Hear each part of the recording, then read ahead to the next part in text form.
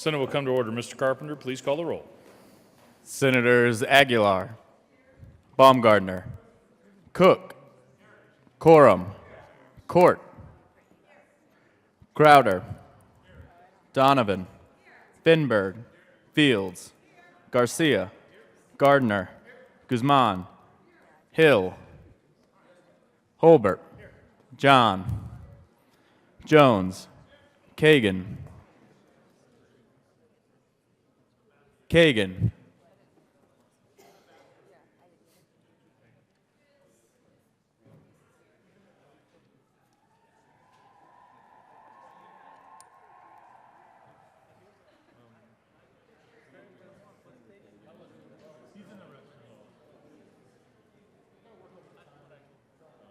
Excused. Kefalis, Kerr, Lambert, Lundberg, Marble, Martinez-Jimenez, Merrifield, Moreno, Neville, Priola, Scott, Smallwood, Sonnenberg, Tate, Todd, Williams, Zinzinger, Kagan. Mr. President. Here. 35 ayes, 0 absent, 0 excused. We have a quorum. Colleagues and guests, would you please stand this morning as Max Anna Lockett and Elliot Graham with the Boy Scouts present the colors.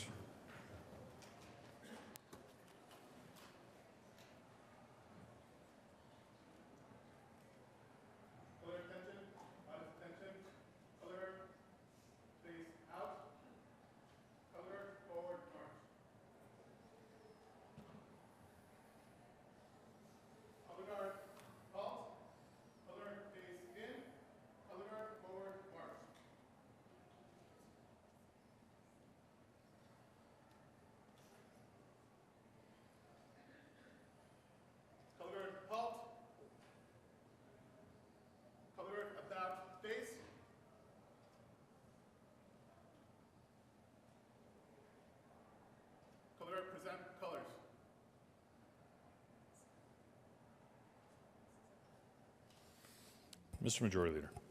Thank you, Mr. President. I move the Senate suspend Senate Rule 1B so that a guest may offer the Pledge of Allegiance. The motion is to suspend Senate Rule 1B for a guest to say the pledge. All those in favor say aye. Aye. All opposed, no. The ayes have it. The motion is adopted.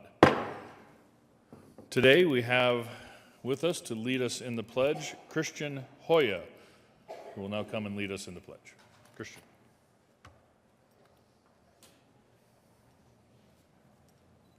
I pledge allegiance to the flag of the United States of America and to the republic for which it stands, one nation, under God, indivisible, with liberty and justice for all. Two.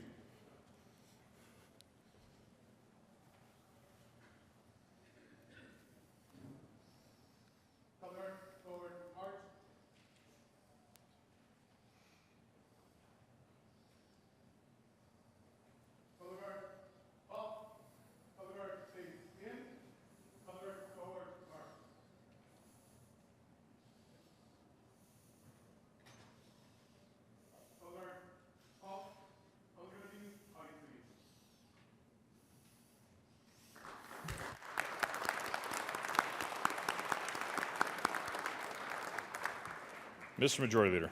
Thank you, Mr. President. I move the Senate proceed out of order for a moment of personal privilege by the good senator from Weld County regarding the Boy Scouts of America.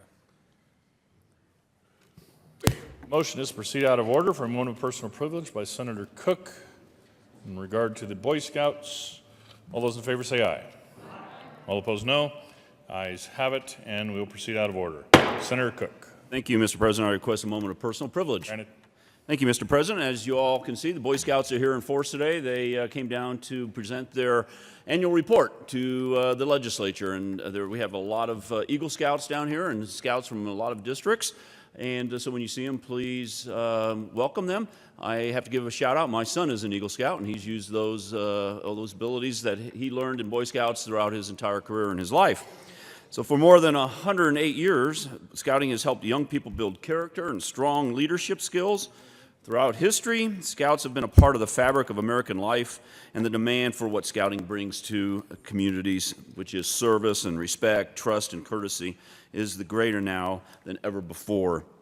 We commend the Boy Scouts of America to continue in the development of healthy young people, providing them opportunities to experience the great outdoors and challenging them as future leaders of our nation. So I want to welcome the Boy Scouts to the Capitol and thank them for what they do for our communities. Thank you, Mr. President. Thank you, Senator.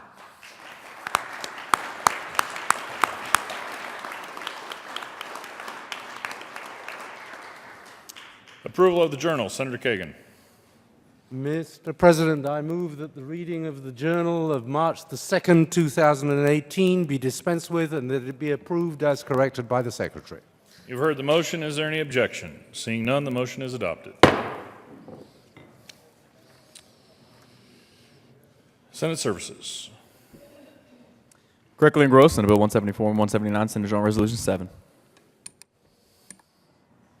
Third reading of bills, consent calendar. Mr. Carpenter, please read the titles to all the bills on the third reading of bills consent calendar.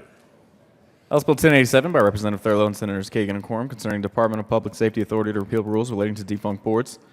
House Bill 1028 by Representative Crathorpe and Whiston, Senators Court and Tate concerning clarification of the standard required for applications for a court order to require compliance with investigations of deceptive trade practices. House Bill 1140 by Representative McKean and Senator Moreno concerning public official personal surety bonds and in connection therewith repealing obsolete provisions and authorizing the purchase of insurance in lieu of public official personal surety bonds. Senate Bill 173 by Senator Gardner and Representative Herrick concerning the ability of certain establishments licensed to sell alcohol beverages for on-premise consumption that serve food to allow a customer to remove one open container or partially consumed vinous liquid from the licensed premises. House Bill 1096 by Representative Gray and Senator Priola concerning the eligibility of certain entities to apply for special event permits to sell alcohol beverages. Senate Bill 74 by Senator Todd and Representative Hansen concerning adding individuals with Prader-Willi syndrome to the list of persons with intellectual and developmental disabilities. Senate Bill 68 by Senator Cook and Representative Van Winkle concerning criminalizing false reports and in connection therewith making an appropriation. House Bill 1101 by Representative Hanner and Senator Lambert concerning modification of the manner in which gross retail marijuana tax revenue that is transferred from the general fund to the state public school fund as required by current laws is appropriated from the state public school fund. House Bill 1100 by Representative Hanner and Senator Lambert concerning the continuous appropriation of money in the educator licensure cash fund. Senate Bill 174 by Senator Gardner concerning liability of entities that provide services to persons with developmental disabilities in residential settings. Mr. Majority Leader. Thank you, Mr. President. I move to lay over Senate Bill 174 till Tuesday, March 6, retaining its place on the third reading of bills consent calendar. Members, you'll note that it does not have a House sponsor, and the sponsor has asked for a day to find that sponsor. The motion is to lay over Senate Bill 174 till Tuesday, March 6th. All those in favor say aye. Aye. All opposed, no. Ayes have it, and that will lay over. Mr. Majority Leader. Thank you, Mr. President. I move the remaining bills listed on the third reading of bills consent calendar, consisting of House Bills 1087, 1028, 1140, Senate Bill 173, House Bill 1096, Senate Bill 74, Senate Bill 68, House Bill 1101, and House Bill 1100.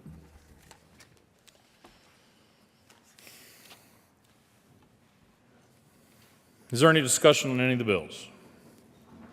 The motion before the body is the adoption of all the bills on the third reading of bills consent calendar. Are there any no votes on any of the bills on the third reading of bills consent calendar? With 35 ayes, 0 noes, 0 absent, 0 excused, House Bill 1087 is adopted. Co-sponsors: Senator Moreno, Senator Garcia, Senator Gardner, Senator Martinez-Humenick, Senator Tate, Senator Fields, Senator Todd. With 35 ayes, 0 noes, 0 absent, 0 excused, House Bill 1028 is adopted. Co-sponsors: Senator Gardner, Senator Martinez-Humenick, Senator Kafalas, Senator Williams, Senator Moreno, Senator Todd, Senator Aguilar, Senator Priola, Senator Fields, Senator Kerr, Senator Merrifield, Senator Fenberg,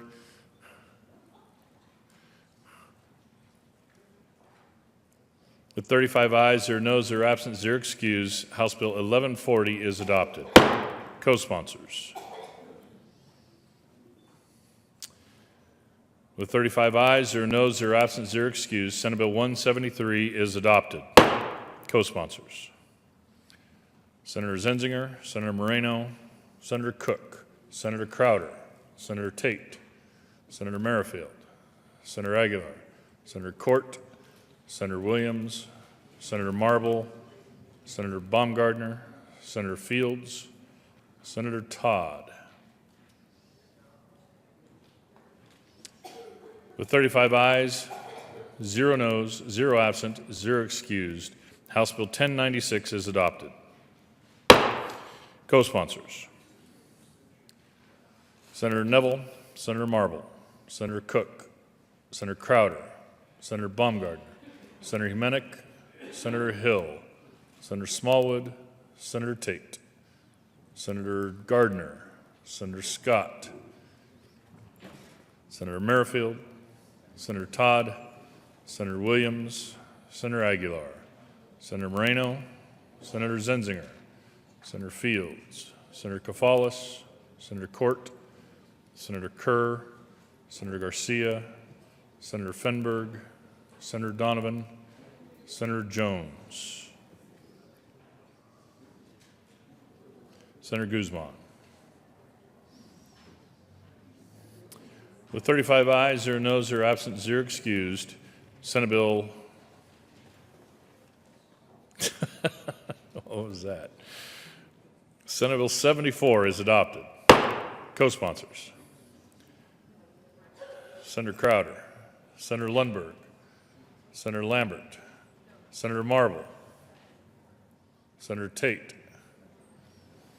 Senator Guzman, Senator John, Senator Merrifield, Senator Court, Senator Williams, Senator Donovan, Senator Moreno, Senator Aguilar, Senator Kafalas, Senator Jones, Senator Neville, Senator Gardner, Senator Kerr. With 35 ayes, 0 noes, 0 absent, 0 excused, House Bill 11, oh, all right, where am I at?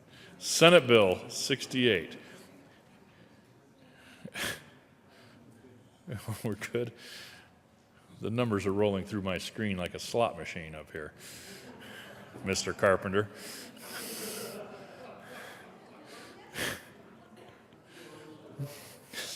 Senate Bill 68 is adopted. Co-sponsors. Majority Leader Holbert, Senator Marble, Senator Neville, Senator Scott, Senator Crowder, Senator Baumgardner, Senator Priola, Senator Sonnenberg, Senator Martinez-Humenick, Senator Tate, Senator Lundberg, Senator Lambert, Senator John. Please add the President. With 35 ayes, 0 noes, 0 absent, 0 excused, House Bill 1101 is adopted. Co-sponsors. Senator Kerr, Senator Tate, Senator Martinez-Humenick. With 35 ayes, 0 noes, 0 absent, 0 excused, House Bill 1100 is adopted. Co-sponsors. Senator Tate, Senator Zenzinger, Senator Kerr, Senator Merrifield, Senator Martinez-Humenick. Senator Zenzinger, got you. Senator Todd, Senator Donovan, Senator Fields, Senator Jones. With 35 ayes, 0 noes, 0 absent. Is that it? Okay, got it. Third reading of bills.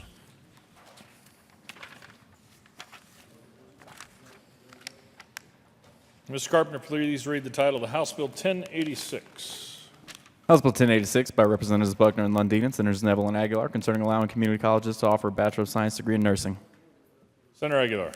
Thank you, Mr. President. We move House Bill 1086 on third reading and final passage and ask for an aye vote. Is there any further discussion on House Bill 1086? Seeing none, the motion before the body is the adoption of House Bill 1086. Are there any no votes? Senator Kagan, Senator Priola, Senator Kafalas, with 32 ayes, 3 noes, 0 absent, 0 excused, House Bill 1086 is adopted. Co-sponsors: Majority Leader Holbert, Senator Cook, Senator Hill, Senator John, Senator Crowder, Senator Smallwood, Senator Lambert, Senator Scott, Senator Marvel, Senator Gardner, Senator Garcia, Senator Fenberg, Senator Todd, Senator Williams, Senator Moreno. Please add the President and the Pro Tem and Leader Guzman and Senator Fields. Mr. Carpenter, would you please read the title of Senate Bill 146? Senate Bill 146 by Senators Kafalas and Smallwood and Representative Sisensinger concerning a requirement that a freestanding emergency department inform a person who is seeking medical treatment about the health care options that are available to the person in connection therewith, making an appropriation. Senator Kafalas. Thank you, Mr. President. Good morning, colleagues. We move Senate Bill 146 on third reading and final passage and respectfully ask for your support. Is there any further discussion on Senate Bill 146? Seeing none, the motion before the body is the adoption of Senate Bill 146. Are there any no votes? Senator Marble.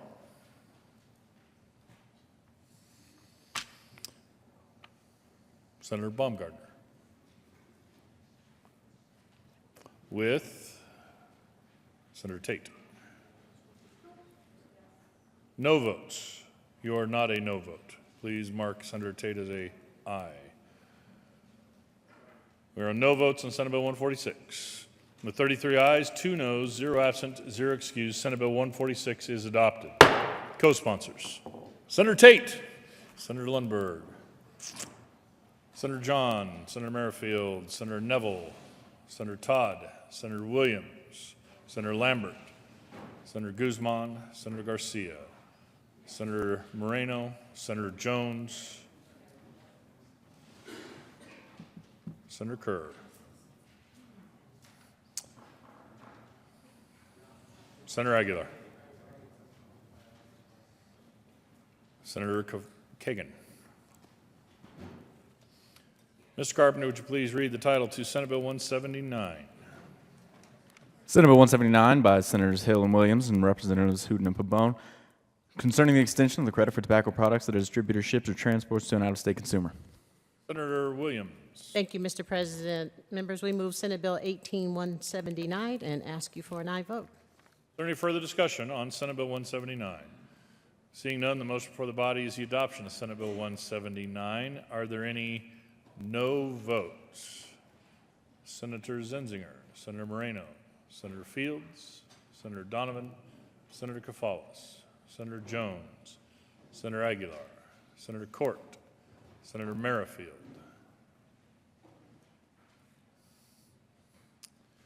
with 26 ayes, 9 noes, 0 absent, 0 excused, Senate Bill 179 is adopted. Co-sponsors: Senator Cook, Senator Crowder,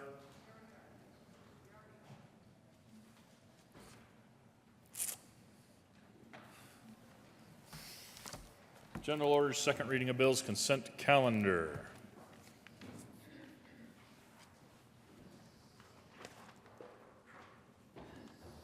Senator Hill. Thanks, Mr. President. I move the Senate resolve itself into the Committee of the Whole for the purpose of General Orders, second reading of bills, consent calendar. Motion for the body is for the Senate to resolve itself in the Committee of the Whole for consideration of the General Orders, second reading of bills, consent calendar. All those in favor say aye.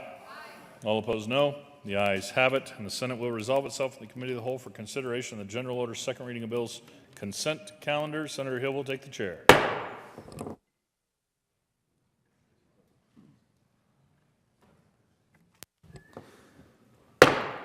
The committee will come to order and the coat rule is relaxed. Mr. Carpenter, will you please read the titles to all the bills on second reading of bills consent calendar? Senate Bill 176 by Senator Corm and Representatives McLaughlin and Catlin concerning changes to the requirements for meeting dates for the Board of the Southwestern Water Conservation District. House Bill 1091 by Representatives Beckman and Janal and Senator Smallwood concerning dementia diseases in connection therewith, updating statutory references to dementia diseases and related disabilities. Senate Bill 169 by Senator Gardner and Representative Carver concerning offenses against witnesses in non-criminal proceedings. House Bill 1142 by Representative Hooten and Thurlow and Senators Martinez, Huminick, and Zenzinger concerning modernizing language and statutory sections that refer to paupers. House Bill 1141 by Representative Hooten and Senator Zenzinger concerning the removal of outdated references in statute to early childhood care and education councils. Majority Leader Holbert. Thank you, Mr. Chairman. I move all the bills listed on the second reading of bills consent calendar, including Senate Bill 176, House Bill 1091, Senate Bill 169, and House Bills 1142 and 1141. There are no committee reports. Colleagues, the motion before the body is the adoption of all the bills on second reading of bills consent calendars. All those in favor say aye. Aye. Those opposed, no. The ayes have it. Majority Leader Holbert. Thank you, Mr. Chairman. I move the committee rise and report. Colleagues, the motion is to rise and report. All those in favor say aye. Those opposed, no. The ayes have it. We will rise and report.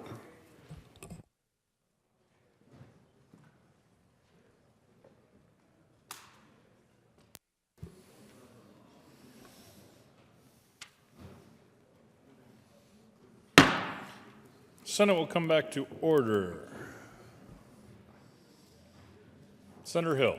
Thank you, Mr. President. Your committee has met, and we've had 5 bills under consideration. Mr. Carpenter, will you please read the report?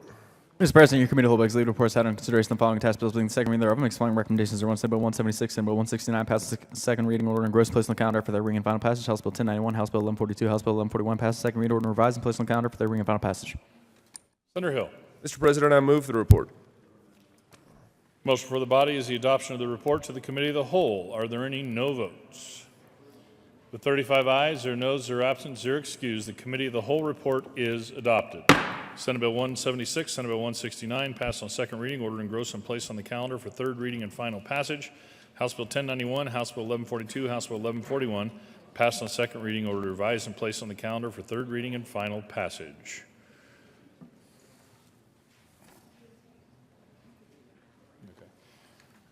There's a change in sponsorship. Senator Todd will be added as a joint prime sponsor on House Bill 1091 with Senator Smallwood and Representatives Beckman and Janal. General order second reading of bills. Senator Hill. Mr. President, I move the Senate resolve itself into the Committee of the Whole for the purpose of general orders second reading of bills.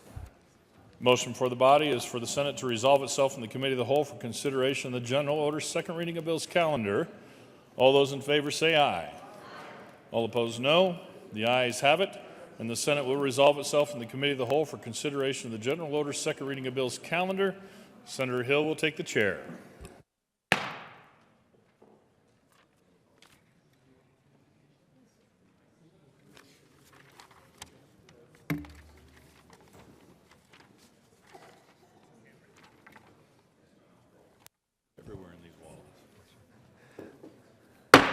The committee will come to order, and the coat rule is relaxed. Majority Leader Holbert. Thank you, Mr. Chairman. I move to lay over Senate Bill 43 to the end of the calendar, the second reading calendar. Colleagues, the motion is to lay over Senate Bill 43 until the end of second reading of bills calendar. All those in favor say aye. Aye. Those opposed, no. The ayes have it. Senate Bill 43 is laid over to the end of general order second reading of bills calendar. Majority Leader Holbert. Thank you, Mr. Chairman. I move to lay over Senate Bill 166 at the sponsor's request to Thursday, March 8th. Colleagues, the motion is to lay over Senate Bill 166 until Thursday, March 8th. All those in favor say aye. Aye. Those opposed, no.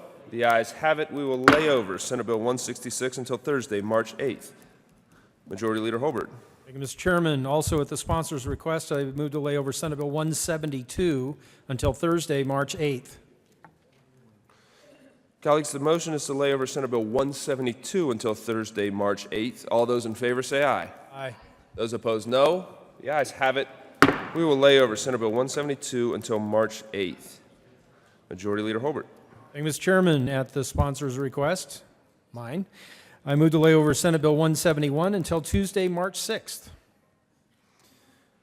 Motion is to lay over Senate Bill 171 until Tuesday, March 6th. All those in favor say aye. All those opposed, no.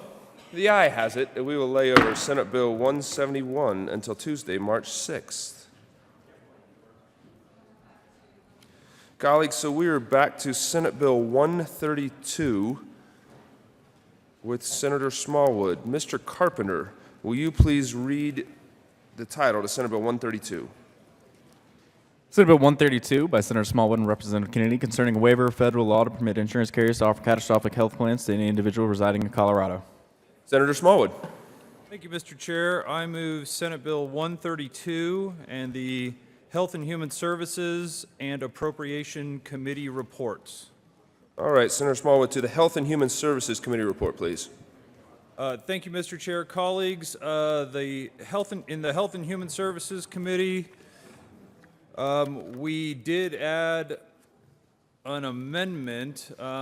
So remember on Senate Bill 132, this is the bill where we are asking the federal government for 1332 waiver to allow for catastrophic health insurance plans, which are currently only available for sale for folks under the age of 30 or those who are experiencing financial hardships. This would expand that and allow the state of Colorado, if we chose, to offer these plans for sale to anyone. In conversations that we had with the Division of Insurance, with some other stakeholders, we decided that it would be best to make sure that if introducing these plans was to, actuarially speaking, cause the price of other plans to go up unexpectedly. Obviously, that's not what we wanted to do. So we did ask the division to do an actuarial analysis to make sure that that wouldn't happen. If it's deemed that it will happen, then we are not planning on moving forward with that waiver. So would ask for your support on that committee report. Senator Aguilar, is this to the committee report? Fantastic. Thank Senator you, Aguilar. and I also ask for your support to the committee report. It makes this bill work, I think, much better for those on the individual health insurance market. Colleagues, the motion is the adoption of the Health and Human Services Committee report to Senate Bill 132. All those in favor say aye. Those opposed, no. The ayes have it. The committee report is adopted. To the Appropriations Committee report, please. Senator Smallwood. Thank you, Mr. Chair. The Appropriations Committee report adds the $9,200 appropriation in order to perform that actuarial analysis. Colleagues, the motion is the adoption of the Appropriations Committee report to Senate Bill 132. All those in favor say aye. Those opposed, no. The ayes have it. The committee report is adopted. To the bill, Senator Smallwood. Thank you, Mr. Chair. As amended, I think Senate Bill 132 does exactly what we hope that it will do to provide a less expensive yet qualifying under the Affordable Care Act type of program to the citizens of Colorado who would choose this plan. Remember, catastrophic plans were created under the Affordable Care Act. They are what we call in the business an Obamacare plan. We're simply expanding that to people who want to purchase them, knowing that those in Colorado who are most likely earning below the 400% of federal poverty level will not be buying these plans. The folks that are in that level economically will most likely be purchasing the silver plans where there are the cost sharing reductions, or certainly other ACA or Obamacare policies where there continues to be advanced premium tax credits to help them pay for those policies. Is there any further discussion? Senator Aguilar. Thank you, Mr. Chair, and I rise in support of this bill, members. This is a little bit wonky, but because the individual mandate was repealed, there will be less incentive for healthy people to purchase insurance. And by allowing catastrophic plans, we might be able to bring more healthy bodies into the marketplace because these tend to be more affordable. And our actuarial analysis will show us if they think that really will be the case and whether this will offset any possible net detriment to the individual marketplace that might come because of the repeal of the individual mandate. So I would ask for your support. The motion before the body is the adoption of Senate Bill 132. All those in favor say aye. Those opposed, no. The ayes have it. Senate Bill 132 is adopted. Mr. Carpenter, will you please read the title of Senate Bill 71? Senate Bill 71 by Senators John and Crowder and Representative Asgar concerning an extension of the repeal of the State Substance Abuse Trend and Response Task Force. Senator Crowder. Thank you, Mr. Chair. I move Senate Bill 71, Health and Human Services and Appropriations Committee reports. To the committee report, please, Senators. Yes, sir. The Health and Human Services basically just put an amendment on there. The state treasurer will credit to substance abuse prevention. Money in the fund shall be subject to annual appropriations. Is there any further discussion on the Health and Human Services Committee report? Seeing none, the motion before the body is the adoption of the Health and Human Services Committee report to Senate Bill 71. All those in favor say aye. Those opposed, no. Senator Kafalis, your aye wins out. The Health and Human Services Committee report is adopted. Senator Crowder, to the Appropriations Committee report, please. Yes, sir. Appropriations passed this, $3,000 appropriated for task force. That's the end of the report. Seeing no further discussion, the motion is the adoption of the Appropriations Committee report. All those in favor say aye. Aye. Those opposed, no. The ayes have it once again. The Appropriations Committee report is adopted. Thank you, Senators. To the bill, Senate Bill 71. Senator Crowder.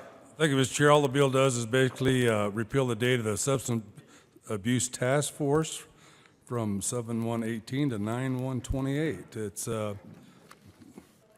a times we're in, and I think it's a very viable bill. I think what this does is basically tell the people of the state of Colorado that we are interested in the opioid crisis that we have, and ask for your support on the bill.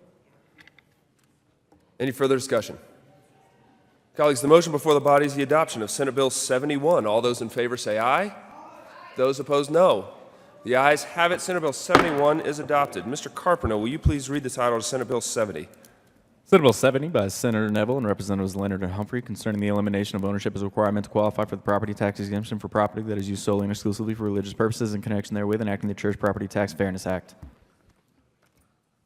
Senator Neville. Thank you, Mr. Chair. I move Senate Bill 70 and the Appropriations Report. To the Appropriations report, please. Thank you, Mr. Chair. Colleagues, Senate Bill 70 on the Appropriations Report, there was one amendment. It just basically deals with the funding of $145,000 to the Department of Local Affairs to basically implement the bill. Is there any further discussion on the Appropriations Committee report? The motion before the body, colleagues, is the adoption of the Appropriations Committee report to Senate Bill 70. All those in favor say aye. Those opposed, no. The ayes have it. The Appropriations Committee report is adopted. To the bill, Senator Neville. Thank you, Mr. Chair. Colleagues, I think there's been some confusion around Senate Bill 70. Currently, I'm not sure if many people know, in statute, we have the ability to provide the relief of property taxes for schools. So if a school is actually in a leased space, let's say in a strip mall or whatever else, and we have charter schools, private schools, public schools possibly even in some communities, or community schools, it's allowed under Colorado statute. The Department of Revenue actually provides a pass-through tax break or tax credit to the landlord to be given to the school. So if you're familiar with leases, property leases, commercial leases, we call them basically triple net leases. You have three ingredients that the landlord charges the leasee for, or the leaser. The landlord charges insurance, passes that through. The landlord also charges property taxes, and of course the landlord charges a rent factor. So in the case of schools, that rent factor is reduced because of this pass-through. However, Colorado statute does not allow currently, since it's a different statute, for a pass-through for churches. Now, the reason this is so necessary, we've seen property taxes and property costs increase, particularly in the Metro Denver area. I happen to be of a faith that actually pays for all their church properties. They're well-funded, and they do that. But however, there are many startup churches that are important and unique and of major importance to their communities, that provide a lot of services, and of course, people of faith, a place to go. Those cases, those people, those churches, those startup churches, or those churches that cannot afford to pay high prices, particularly in the Denver real estate market for property, do not receive that break, even though they are a C3 nonprofit, the same as schools. This is basically an opportunity to provide fairness and equity to those groups, and also it's a positive for those communities which really truly rely on those faith-based communities and what they add to their whole community as a whole. So I urge an aye vote on Senate Bill 70. Senator Court. Thank you, Mr. Chair. Colleagues, this won't cost the state that much. It'll cost some money for the Department of Revenue, but what it will cost is it will take property taxes away from our localities, our local schools, our local special districts, our local counties, municipalities. It's going to cost in property taxes around a total of $18 million statewide that those entities, those local entities, won't be collecting. And I just think that that is a pretty heavy hand for us to tell the localities that we are taking away from them. I also want to point out that it isn't that the churches will get the benefit directly. The benefit will go to the landlord, and his or her property tax will be reduced. Whether or not that is passed through to the church that leases the property is another story. But the benefit goes to the property owner, and that is a reduction in property taxes, and that will dramatically impact our local districts. So I urge a no vote on this bill. Senator Neville. Thank you, Mr. Chair. I want to just, if I may, correct a little bit from the previous speaker. When we say the benefit goes to the property owner, that's not necessarily the case. Whether this is a charter school or a school that is leasing and they get that pass through, it's handled the same way. That school does not get a tax deduction because they're not paying directly the tax deduction. So when it goes through the landlord, that is the process that the Department of Revenue uses currently to pass that through for schools. It would be the same process. To say the landlord, if this were a charter school or a public school that was getting this deduction, to say that the landlord is the benefactor, I would have to disagree with the senator from Denver that they're not getting the benefit. They are the pass-through agent for that, and the benefit is actually going to that C3 that gets that deduction, which is on their rent and on their lease. It's actually included on the lease. Leases, if you're familiar with the triple net lease, those pieces of the lease are separate pieces, and they're basically calculated for commercial properties based upon the rent factor that is used by the landlord, and then also the insurance on that percentage of the property, and in this case, the pass-through credit that would be applied through the Department of Revenue, through the landlord, to the person leasing, or to the C3 that is leasing the property. So to clarify that. Also, I'd like to state that we need to understand in a perspective, what is the rest of the country doing? So currently, 25 states have some sort of use requirement rather than an ownership requirement. That's what we're talking about here. We know that churches, if they're owned and they're religiously used property, they don't pay taxes. But if they're used and they're leased, they do pay taxes. Not like schools. Schools have a different, whether they're used for schools or whether the schools own the property, they get that tax exemption. So 25 states have actually gone with this for very good reasons. And the states are kind of notable because they include a number of what we would call, I would say, maybe more liberal progressive states like California, Washington State, Washington, D.C. And then they also include a number of our own western neighbors, Arizona, Kansas, New Mexico, Wyoming. So there are 25 of them. I have a list if anyone would like to look at these, but I do believe that this is a very fair and equitable bill that adds strength to our communities, particularly those within the Denver metro area where property prices are so high, costs are so high, and it's very important with what these communities of faith do within our cities to provide that equity and that fairness and that opportunity to them. So I restate my request for an aye vote. Senator Fields. Thank you, Mr. Chair. Members, vote no on Senate Bill 070.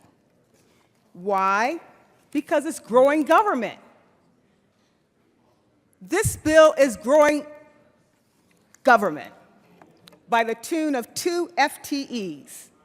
Why? Because we want to create a property tax exemption, which is going to cost a loss of revenue for local governments. Our local governments can't afford any loss of any revenue at all to their bottom line. So what this bill is designed to do, it creates a property tax exemption for religious purposes. Now, you heard about the one example where schools may be renting out their space for a church. But let's say, and use a different scenario. Let's say it's at an industrial type complex, at some mall that they have some open space that's available. And the church wants to go into that facility. If a church goes into that facility, that strip mall facility, then it changes their tax bracket. Because now they're going to be exempt because of the religious status in reference to that piece of property that's now used for a church. We're circumventing our tax laws at the tune of growing our government. We need that revenue for local government. So I say vote no on Senate Bill 70. Senator Williams. Thank you, Mr. Chair. And members, I'm going to rise in opposition to this, and I think that the sponsors on both sides of the aisle have pretty much clarified this, but I just want to kind of reiterate what they've said is that this piece of legislation, if passed, does not benefit the churches itself. It will benefit the landlord. And the only way that the church would benefit is if the landlord passed some of those savings on. So I just wanted to make sure everyone understood that before you take the vote. The churches do not benefit from this tax exemption unless it is passed through by the landlord. So the landlord is getting the tax exemption here, and it will cost our localities millions of dollars. So I ask for a no vote. Senator Neville.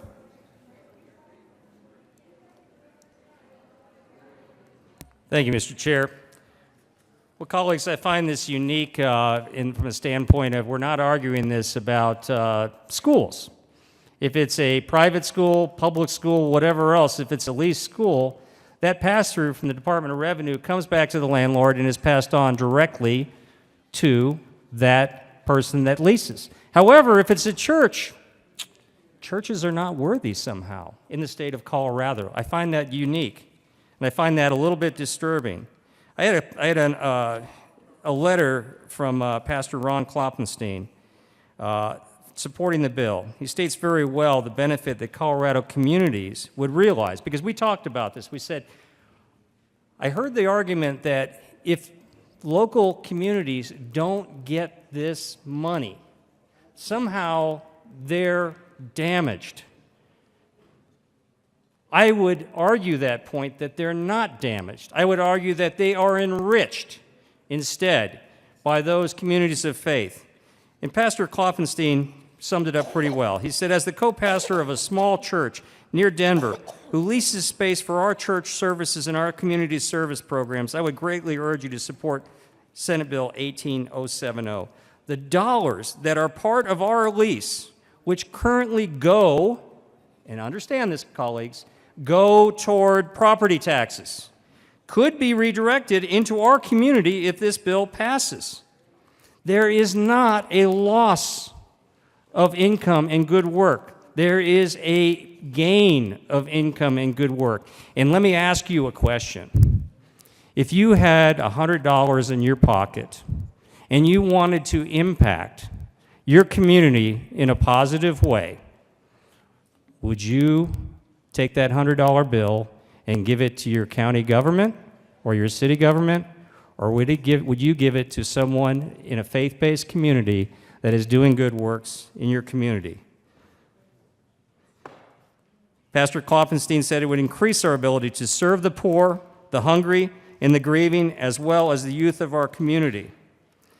And he also pointed out that when congregants donate their hard-earned money to their local church, they have the expectation that this money will be used for religious purposes and also reinvested into their communities to serve the needy and to help the helpless.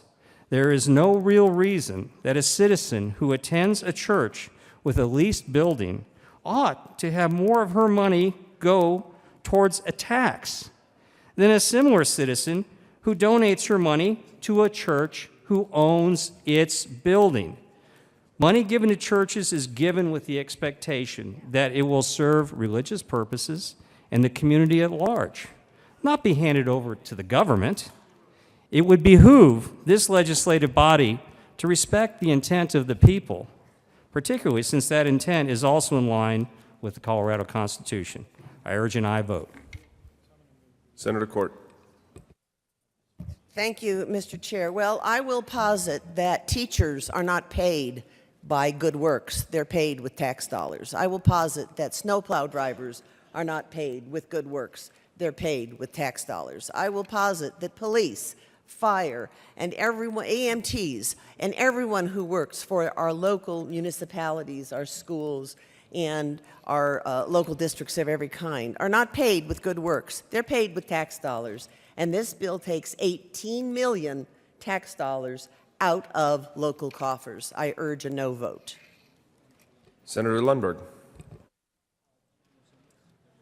Thank you, Mr. Chair. I come down to the microphone to support this bill.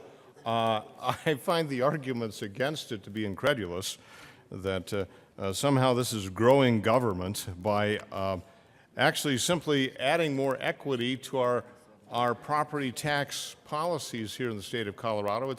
It's been a long-established principle that nonprofit organizations, including churches and schools, do not pay property tax, and that is extended through the leasing of property unless you're a church.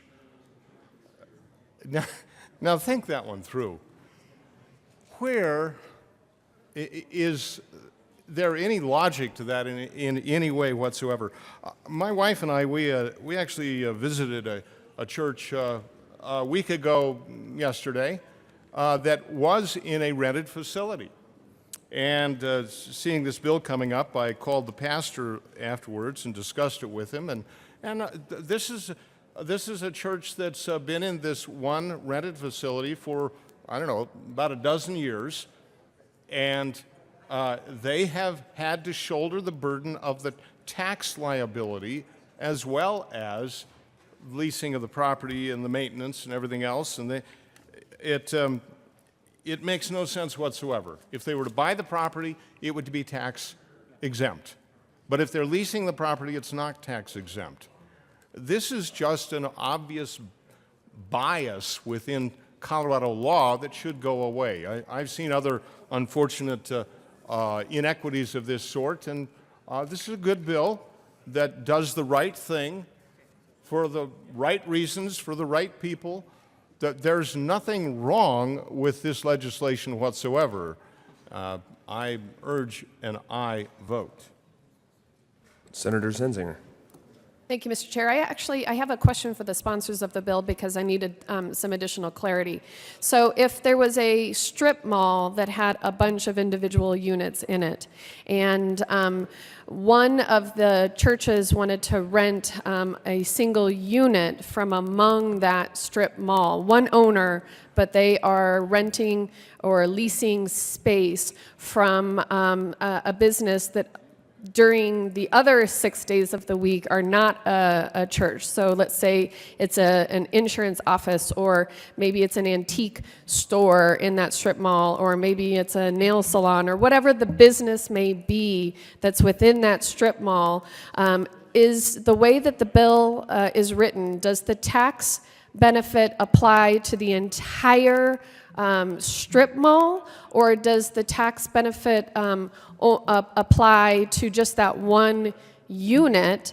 And if that unit is being used for something other than a church during the week, is that tax benefit prorated? So that would be my question for the bill sponsors, if you could maybe highlight what the clarity is with regard to that. Senator Neville. Thank you, Mr. Chair, and I do appreciate the question from my colleague from Arvada. The bill relates specifically to the square footage that church property would be utilizing. It also has a use test, which the Department of Revenue applies, that has to be the specific use for that property. So in the case of the nail salon, and then some people meet on the weekend, that would be a challenge, and my guess is the Department of Revenue would probably say that the primary business in that case is a nail salon and not a church. This is for church property that is leased by a church for specific use for church activities and for a place of worship. Seeing no further discussion, the motion before the body is the adoption of Senate Bill 70. All those in favor say aye. Those opposed, no. The ayes very clearly have it now. Senate Bill 70 is adopted. Mr. Carpenter, will you please read the title of Senate Bill 70 or 97?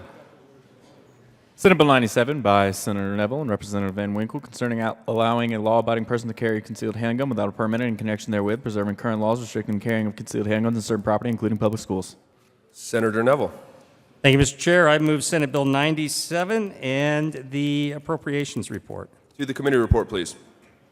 Thank you, Mr. Chair. So the appropriations report basically is just to focus on what the fiscal impact would be in the state of Colorado, since there is basically a reduction, which I'm sure my colleagues over here would like to hear, of 2 full-time employees. It has a positive impact on the state of Colorado and actually reduces the level of government. So urge an aye vote on the committee report. Is there any more discussion on the committee report? Seeing none, the motion before the body is the adoption of the Appropriations Committee report. All those in favor say aye. Bueller, anyone? All those opposed, no. The ayes have it, and the committee report is adopted. To the bill, Senator Neville. Thank you, Mr. Chair. Colleagues, we've seen our share of tragedy strike Colorado. As the father of a Columbine student that fateful day, I saw the heartbreaking damage that murdering criminals can inflict on innocent men, women, and children. Men, women, and children who are left defenseless against these gutless cowards, intent on only one outcome: to kill and injure as many innocent people as possible. Yet after each tragedy and loss of innocent life in our state, I've watched the protests, the rallies, the political attempts by those on the left whose only answer to criminal violence seems to further restrict the rights of its law-abiding citizens, all under a false promise of creating greater public safety. But I'm far from shocked. After all, we all remember the words of other politicians, such as current Chicago Mayor Rahm Emanuel, who famously said, "You never want a serious crisis to go to waste." And believe me, they don't. So now we hear the steady drumbeat urging us to pass more laws, laws which by their nature can only empower the gutless vermin who prey on the innocents, strengthening these lowlife with the knowledge in their minds they won't have to fear being confronted by an armed citizen willing to stand up and defend the lives of innocent Coloradans. Instead, we hear the false narrative that the gun is somehow the problem, and if only laws were changed to restrict or deny people their right to use a firearm to defend themselves, we'll somehow have better protection from these criminal murderers. Friends, that is utter nonsense.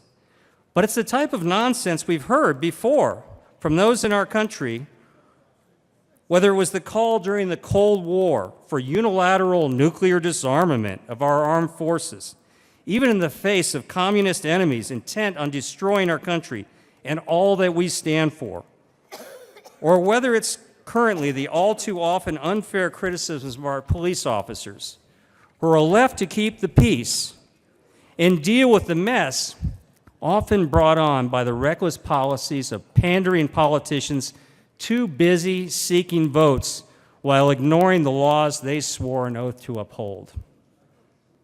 We hear so much from those who have little interest in fighting evil, but seem instead to work tirelessly to disarm those who do.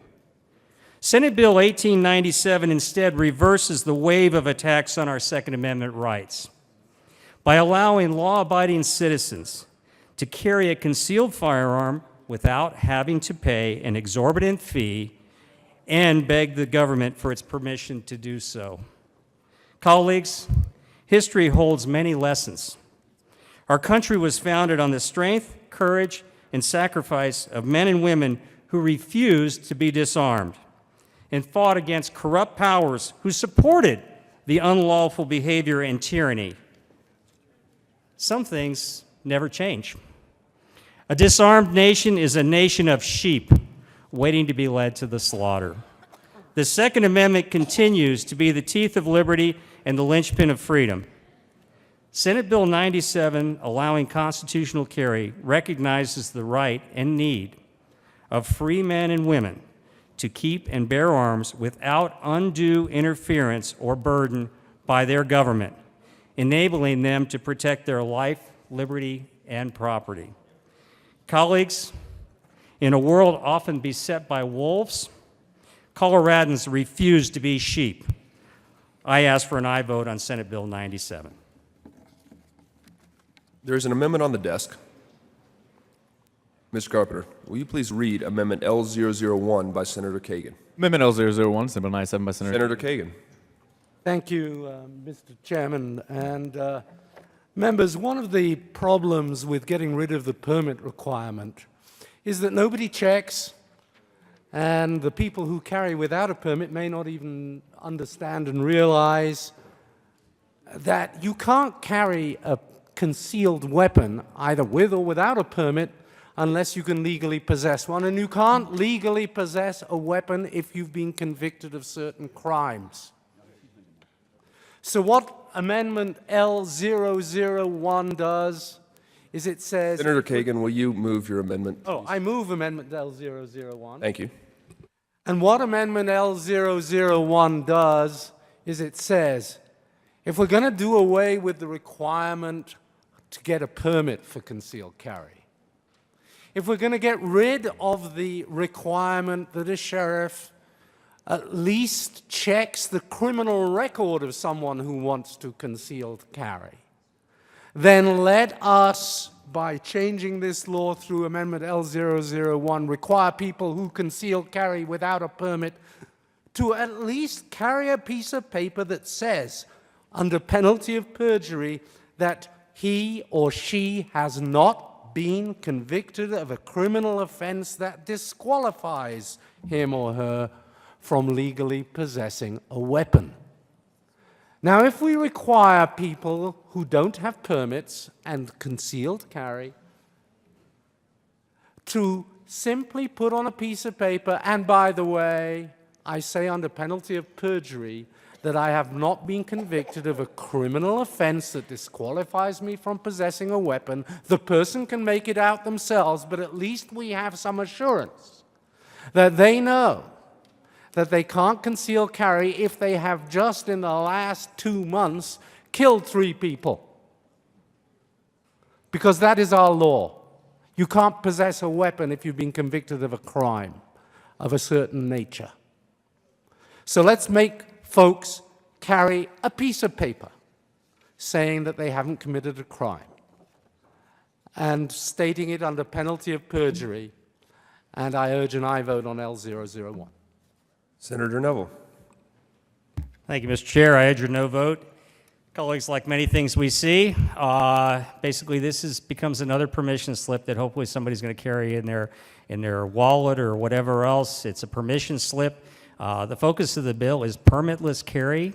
The focus of the bill is saying that law-abiding citizens who have the right to own a firearm, who are already under legal compliance, who already are under the jurisdiction and the laws of the state of Colorado regarding the compliance and the ability to own and carry a firearm, can do this concealed.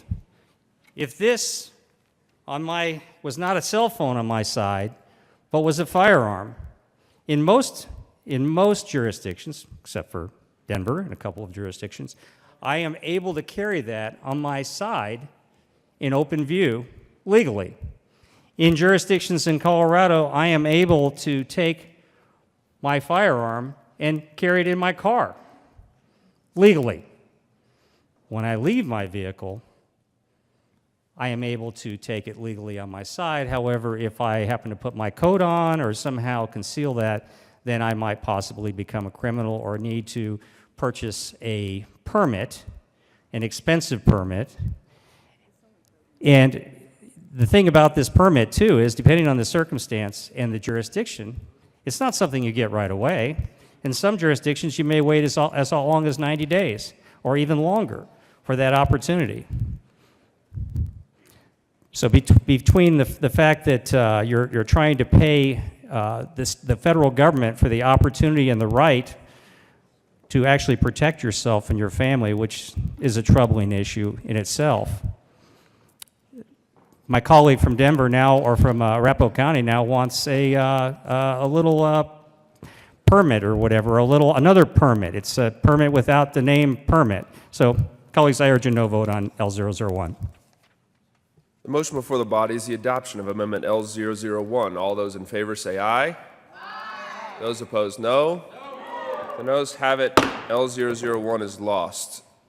Amendment 2 is also on the desk. Mr. Carpenter, will you please read Amendment 2 by Senator Kagan? Amendment L002, was Senate Bill 97 by Senator Kagan, amendment printed bill Senator page. Kagan. I move Amendment L002. To the amendment, please. Amendment L002 seeks to rectify a problem that permitless concealed carry would otherwise create. One of the important things about the permit requirement, members, is that if you want to get a permit, we make you demonstrate that you are competent and knowledgeable about how to handle a firearm safely. You know what the rules are. You know what the techniques are for safe handling of a firearm. If we get rid of the permit requirement, we get rid of that requirement that people carrying concealed know what the heck they're doing and know what they're allowed to do.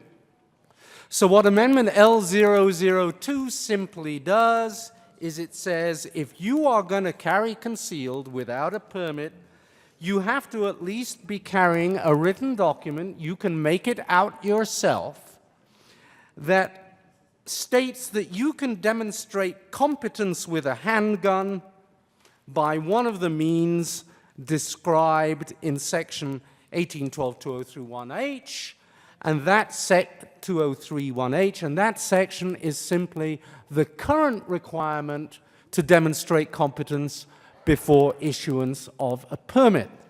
What this amendment does is it makes sure that people understand you better be competent, you better be willing to say that you're competent, You better know about the requirements for carrying a concealed carry weapon, even if you don't have to get a permit. Just carry a piece of paper saying that you are competent to carry a firearm concealed. Keep that on your person. Make sure that you know that. I urge an aye vote on L002. Senator Cook. Thank you, Mr. Chair. I rise in opposition of L002. Currently, there is no requirement that you have to show competency to get a concealed carry permit. The only requirement is you have to go through a gun safety course. And law enforcement does not, for the most part, there's not very many agencies, none that I know of, that actually give competency tests for people applying for concealed carry permits. Some people that give concealed carry permits, it's all classroom. It might be 3 hours of classroom and going over the safety aspect of firearms. But you are not required currently under any law to have competency to show that you are competent in shooting a firearm. So I rise in opposition to this bill, or this, amendment. Senator Kerr.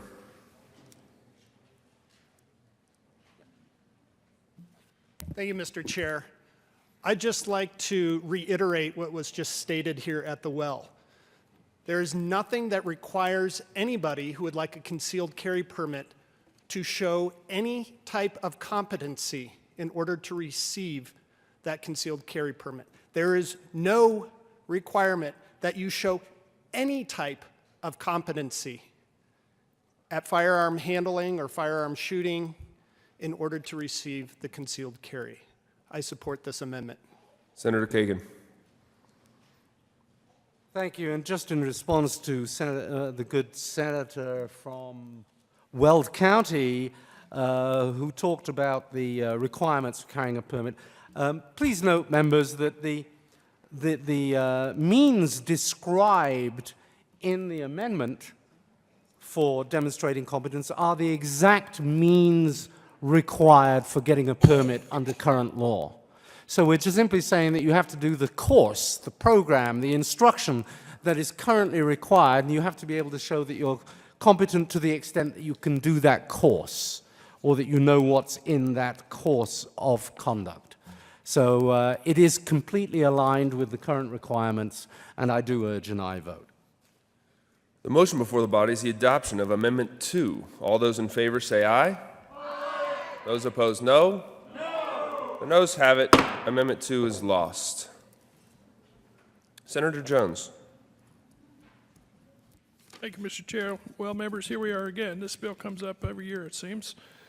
I remember 2 years ago in committee where a witness came in and said she went in to get a concealed carry permit and was surprised how easy it is. If memory serves, it takes 4 hours of coursework, 2 hours of that can be online. It takes a background check, and indeed guns are not, or permits are not given because people fail the background check in some cases. But her comment was they didn't make us at all learn how to handle a firearm. And she and some of the others in the course went to a class that she didn't have to go to with a bunch of the people that were getting their permit. And she said most of the time was spent with the firearms instructor trying to get the people not to point the guns at one another and at him. And that shows how weak this is already as far as getting a concealed carry permit. And I think it should be strengthened, quite frankly, myself. The other thing is this is a bonus bill this year.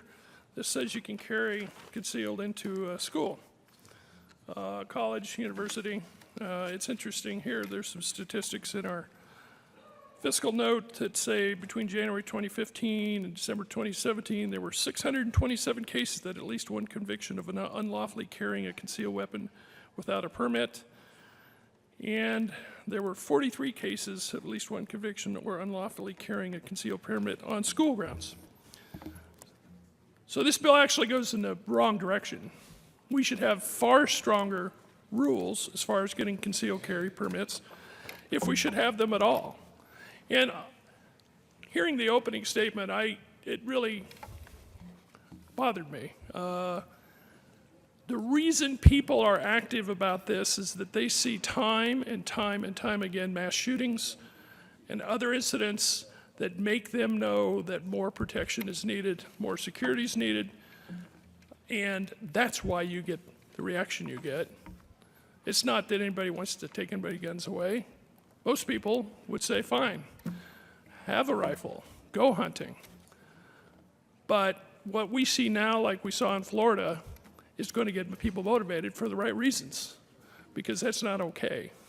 And it's far too easy to get a weapon, and this just makes it even more so. And for not knowing if somebody has one, and to have it on the school ground, worse. So I ask for a no vote on the bill. Senator Merrifield.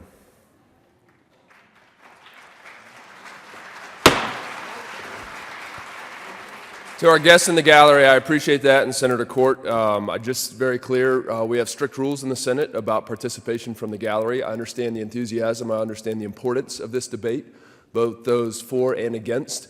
However, based on the rules of this Senate, there is not participation allowed from the gallery, and so if you seem inclined to participate, I ask that you potentially step out and maybe pull one of the senators off and have a conversation with them in the hallway. Otherwise, public interaction, we will ask the sergeants to remove you calmly from the gallery. Thank you very much. Senator Merrifield. Thank you, Mr. Chair. Well, here we are again, and again, and again, and again, and again, and again, and again. If I were just to count the agains for handgun deaths in Denver, I'd go 175 times in the past 5 years. A couple of things that the sponsor, I want to respond to the sponsor, who said, those on the left, whenever there's a crisis like this, all we talk about is doing away with guns. Well, those on the right say the only answer is more guns, more and more and more and more guns. And as far as steady drumbeat that the liberals and the left say when we have a crisis like we just had in the last couple of weeks, the steady drumbeat from the right is more guns, more guns, more guns, more guns, more guns, more guns, more guns. And it has never worked. More guns has never worked. As I spoke the 2 days after the tragedy of the young people and their teachers who were killed in the school, the one thing we have not tried is fewer guns. Make it more difficult to get a gun. Make it more difficult to carry a gun. Frankly, once again responding to the sponsor, I want to see it. If you're going to carry a gun, I want to see it. So I want to know who to be scared of, who to stay away from, who to be a little suspicious of. I want to have that open carry validity to know that's a dangerous person. America has 25 times as many gun deaths as the next most death induced by guns country. And why is that? I don't think it's because of our mental capacities or our mental state. It's obvious why it is. It's obvious because we are the easiest country in the world to get a gun. I had a Facebook post I was going to read to you, but it is so long.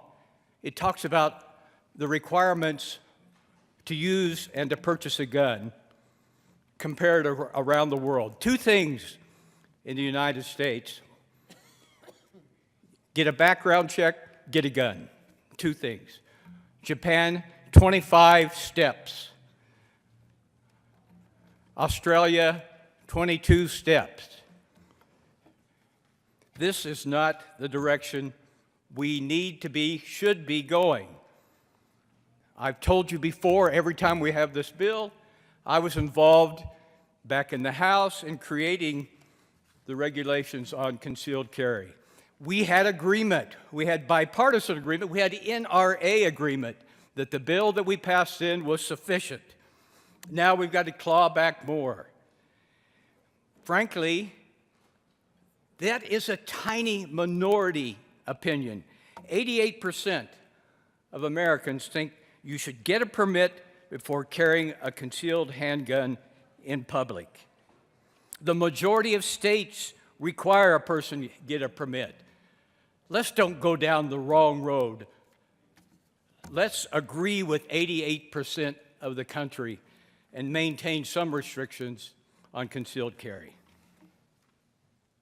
Senator Neville. Thank you, Mr. Chair. Well, we heard about a lot of other countries, Australia, European countries, whatever it might be. This is the United States of America. We were founded upon certain basic principles of individual rights. The Second Amendment was very clear in its purpose. When Thomas Jefferson explained the purpose of the Second Amendment, it was very clear. It was against tyranny, and it wasn't necessarily against just the tyranny that might be in your own block, but tyrannies that we don't know, that we might not see currently, that might be possible. It could be involved even as Thomas Jefferson and John Adams and those founders saw, from our own government. In that case, that's what they were dealing with. So the Second Amendment was very clear in its purpose. Some people might say that they're concerned or they're interested in what other countries do. You could talk about communist China and whether you can own a firearm in communist China, if you'd like. I encourage those on the other side of the aisle here to come up and talk about communist China if they'd like, and how that's more a freer society. I don't think so. One thing I did want to correct, because I do get a little bit frustrated with the inconsistencies or, frankly, the false comments regarding this bill. To the good senator from Boulder County, who mentioned that this bill somehow included the ability to carry on campuses.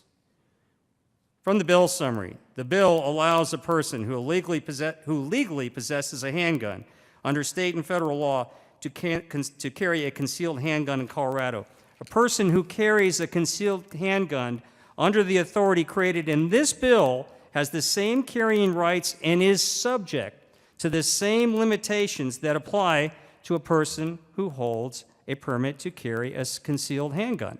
And don't get me wrong, concealed handgun permits are often very helpful for people, especially when it comes to reciprocity outside of the state of Colorado. There are 12 states currently that allow what we call constitutional carry or permitless carry, including the great state of Vermont, home of many people who believe that progressive stalwart Bernie Sanders, who have always allowed concealed or permitless carry from the date of their inception of the state.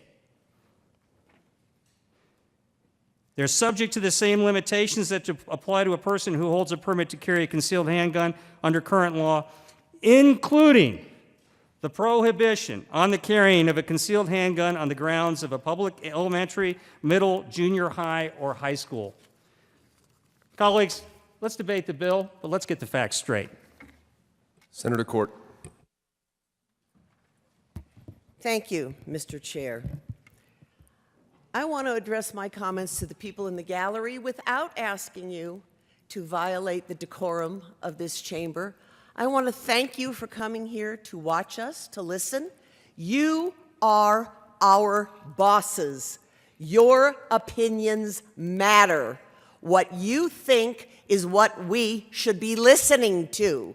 So without violating the decorum of this body, I want to encourage every single one of you to find out who in this chamber is your senator and let them know what you think of this bill. I think it's horrible, and I will be voting against it. Thank you. Senator Fields. Thank you, Mr. Chair. Members, I urge you to vote no on this Senate Bill 097. You've heard the bill sponsor talk about different countries. Well, I want to talk about Colorado. I want to talk about the great state of Colorado. And in the great state of Colorado, we have currently, you have to apply for a permit to be able to conceal and carry. That's good public policy. That's good public safety measures to be able to have to get some training before you're allowed to conceal a gun. The training is about 3 to 5 hours. And part of that training is for you to understand how to properly handle that gun. Because we've seen some people use guns in an inappropriate manner. And this training deals with the aptitude and the mindset when you choose to conceal.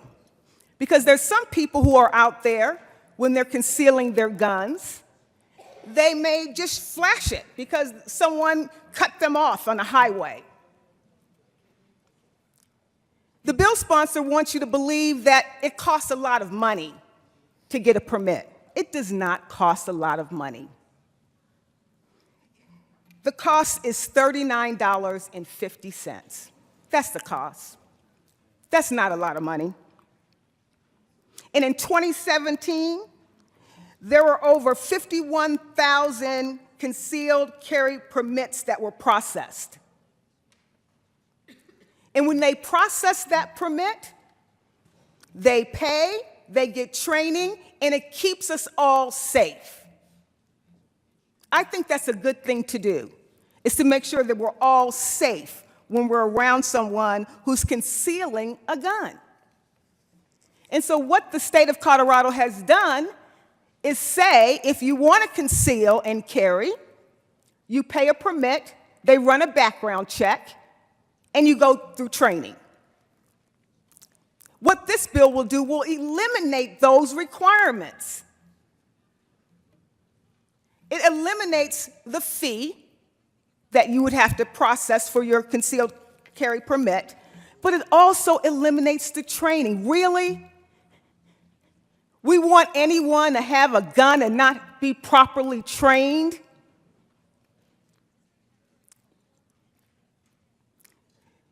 People's emotions are high sometimes. And what you learn in this concealed training is how to, maybe not to pull out your gun and shoot somebody. We need to have a standard. If you want to conceal and carry, there has to be a standard, there has to be guidelines. If you eliminate that standard, what do you have? I would say you'll probably have anarchy. Because no one knows the decorum in reference to how to behave when you're concealed and you're carried. You're just going to let you have your own rules. And as a state, we're just going to say you can just carry and you can handle yourself and do whatever you need to do without the training. That's wrong. Police officers are trained. Military are trained. And now there's this discussion that you want to see teachers with guns. And believe me, if that does happen, I don't support that, that's a new skill set. They're going to have to be trained. But here in the Senate chambers, we're debating a law that's been on the books for a very long time that is working. People are applying for the concealed permits. And by eliminating that processing fee of $39 and to eliminate the training just puts us in a reckless, neglectful society. I believe that training is appropriate if you want to conceal training. I think it helps with that skill level. And by eliminating it, it sends the wrong message when we're living in a culture right now when we're dealing with too much gun violence. And you want to eliminate the training requirements for concealed carry. This is not the Colorado way. Colorado is a leader when it comes to common sense measures addressing gun violence. We have universal background checks. And we do require you to have a permit for concealed carry, which requires training at the tune of $39.50. That is good social contract for the citizens of Colorado, for them to be able to get the training, to get the permit, and knowing that we have a standard that's associated with a concealed carry permit. It is reckless to eliminate this standard. I urge you, vote no on Senate Bill 97. Senator Kerr.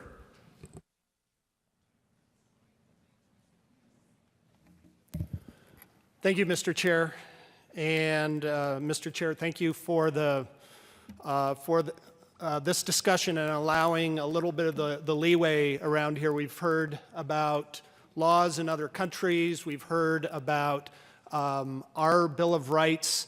I think certainly going a little bit beyond the bounds and title of this bill. So I appreciate you allowing that conversation to happen here.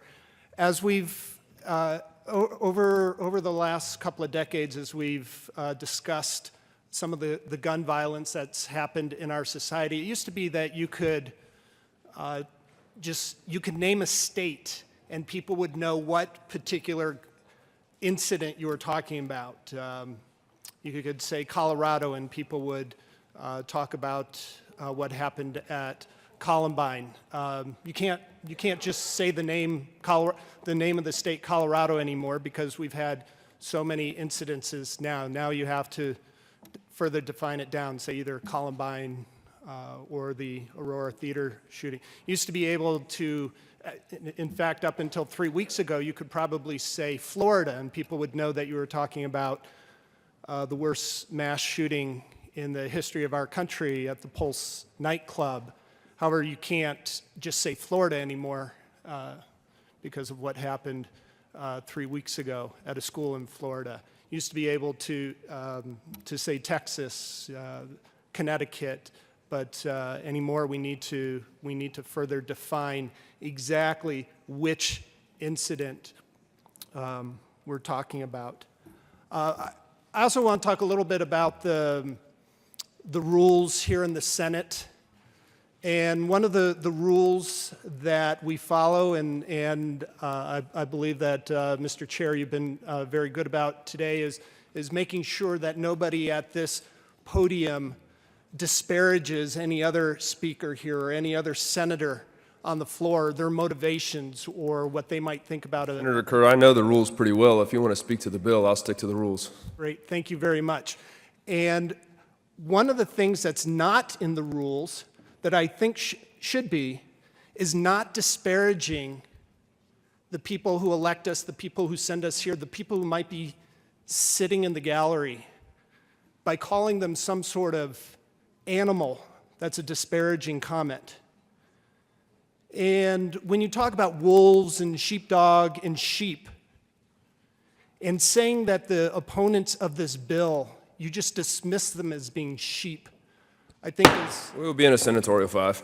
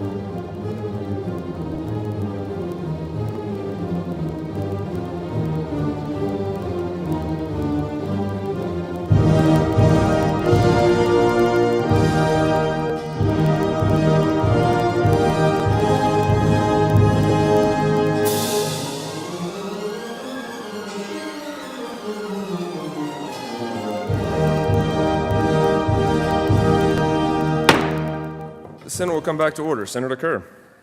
Thank you, Mr. Chair. I would like to apologize to anyone who took offense at anything that I said at the well.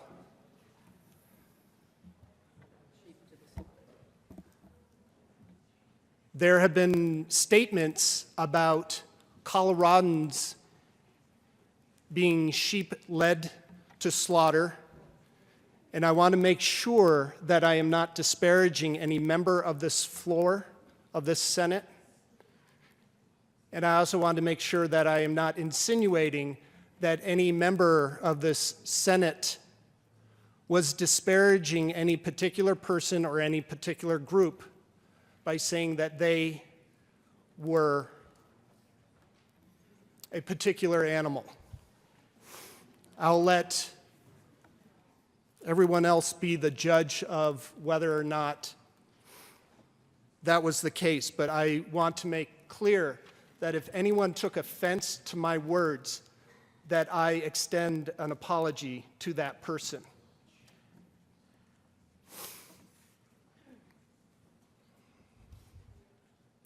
Thank you, Mr. Chair, for giving me just a moment to clarify my thoughts as I continue with some of my statements here.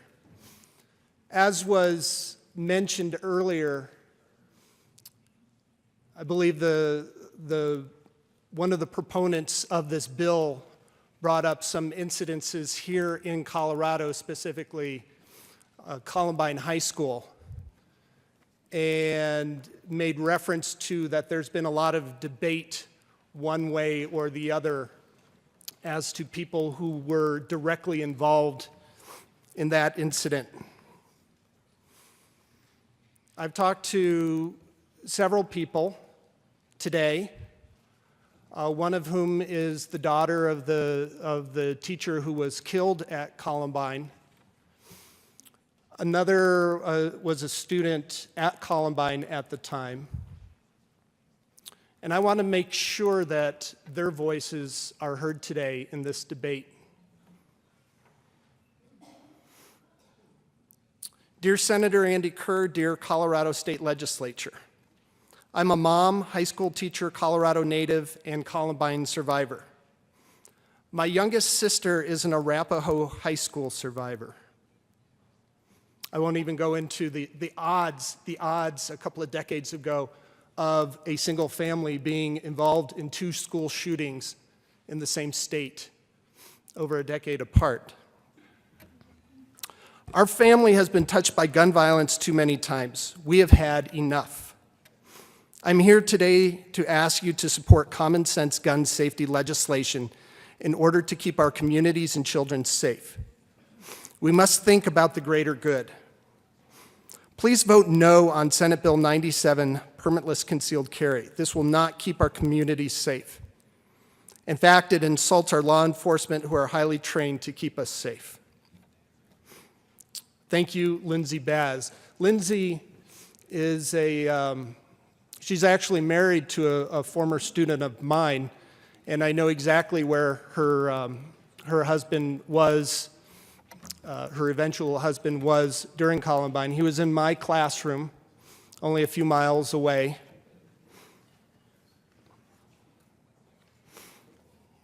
Another letter I received today. Dear Senator Kerr, I'm here because I have 3 kids in 3 different schools, and my husband is a high school teacher. This could be me and my family. I feel it's time to do something about gun violence in our communities. I'm counting on you to oppose the permitless carry and support other bills, which I won't mention since we are talking about Senate Bill 97. As we debate this bill, as we talk about who supports and who opposes, I want to make sure that everyone's voice is heard. Please vote no on Senate Bill 97. Senator Todd.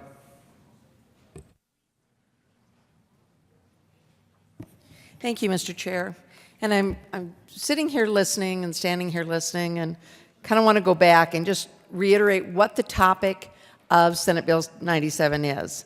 concerning allowing a law-abiding person to carry a concealed handgun without a permit, and in connection therewith preserving current laws restricting the carrying of concealed handguns in certain property, including public schools. So when I looked at that description of Senate Bill 97, my wheels started turning. I would bet if every person opened your billfold right now, you would find that you have your driver's license to show that you can carry a license to drive. I'm puzzled. I'm perplexed. I don't understand why carrying a permit, if you have a concealed carry, is such an inconvenience. I don't understand. I don't think that's an affront. I'm not affronted by the fact that I have my registration for my car or my driver's license with me. It is a simple identification so that when, if perchance I need to show it for identification, it's there. So that's the first piece. The second piece is that when I look at the second part of the bill about carrying a gun on a public school grounds, having taught for 25 years, my goal was to help students be the best students they could be. Help them problem solve, help them figure out when there is a difference, how to deal with that. If I want them to have a military experience, I'm going to recommend that they involve in ROTC or in gun safety classes or something outside of the classroom. But in terms of me having a gun in my possession as a teacher, and should the awful happen, and the police walk in, and I am standing there pointing a gun, how do they know I'm the good guy? How do they know that identification? This goes a little bit beyond, and Mr. Chair, thank you for letting me push it just a little bit. It goes a little bit beyond the bill, but I think when we're talking about having a gun in a public school, I think those are questions that we should ask.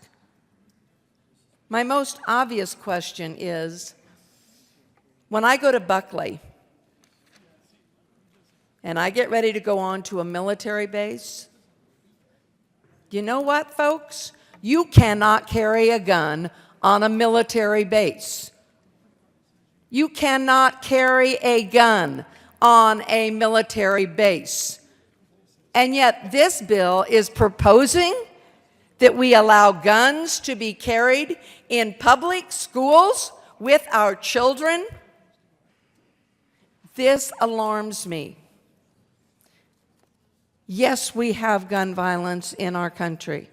I do not propose removing the right for someone to carry. I do propose training. I do propose that you have evidence that you have gone through some form of training, that if you're going to carry that gun, that someone who stops you knows that you rightfully own that gun and that you have the right to carry it. We need to step back. We need to recognize that what our schools are intended for and what our safety measures are go well beyond a piece of metal. If we want to talk about protecting our children, and we want to talk about defense, and we want to talk about our children being resilient and prepared, those are conversations I am more than happy to sit at the table and be a part of. The mental health of our children is not reliant on having a gun present in a classroom or at a school. I want to say it one more time. Guns are not permitted on our military bases. Why would they be allowed in our public schools. Vote no on Senate Bill 97. Thank you. Senator Neville. Thank you, Mr. Chair. Colleagues, we're having a good debate up here. And when I first made my opening comments, I focused a little bit more on the general conversation around what some would call gun control, what others would call depriving law-abiding citizens of rights, and somehow the hope of protecting others for the greater good. However, when I continue to see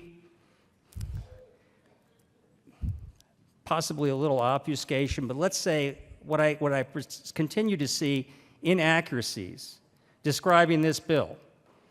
To the good senator from Denver, nowhere in this bill does it allow for carry on school grounds, on public school grounds.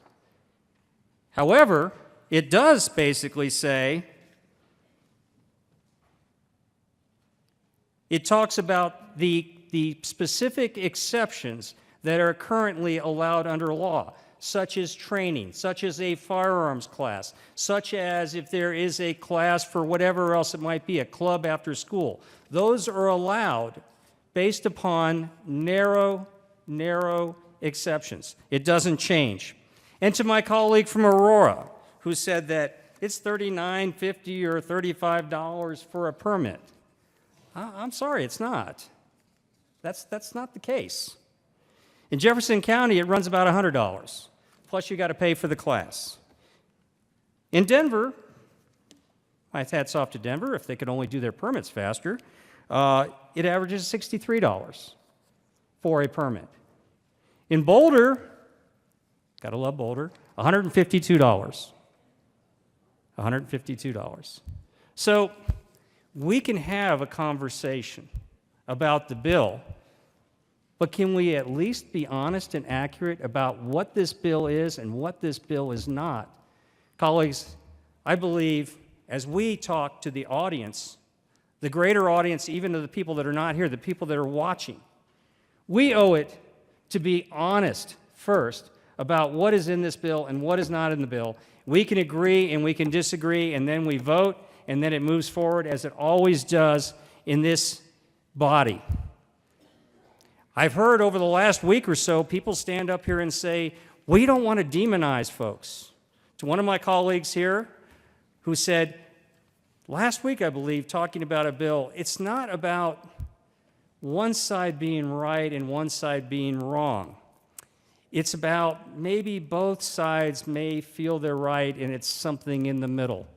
Well, apparently on this bill there's probably less middle. That's okay. I don't mind that. But the bottom line is, we have the right to keep and bear arms in the United States of America. We are not Australia. We're not communist China. We're not the Soviet Union. We're not France, despite the fact that France probably had more gun violence, even though it has higher laws. We passed bills in 2013 designed to protect Coloradans. Whether those bills were effective, I'll let you decide. I have an opinion on that, but that's not what we're talking about today. That's not what we're talking about today. What we're talking about is the ability of law-abiding citizens to conceal and carry a firearm without having to get a permit. And one of the things that gets in the way sometimes of people and their beliefs are the numbers. When you take a look at the state of Arizona, which has permitless carry, when you take a look at the state of Wyoming, and you take a look at the state of Vermont, Alaska, a number of other states, at least 12 and more every year, we're not seeing an increase in gun violence. We're actually not even seeing a decrease in the number of people that actually get permits. Now, why is that? Because the fundamental reality is this: either you trust government or you trust the individuals. If you trust government, we can have long conversations about what failed in Florida several weeks ago. Were it the laws? Did the laws fail?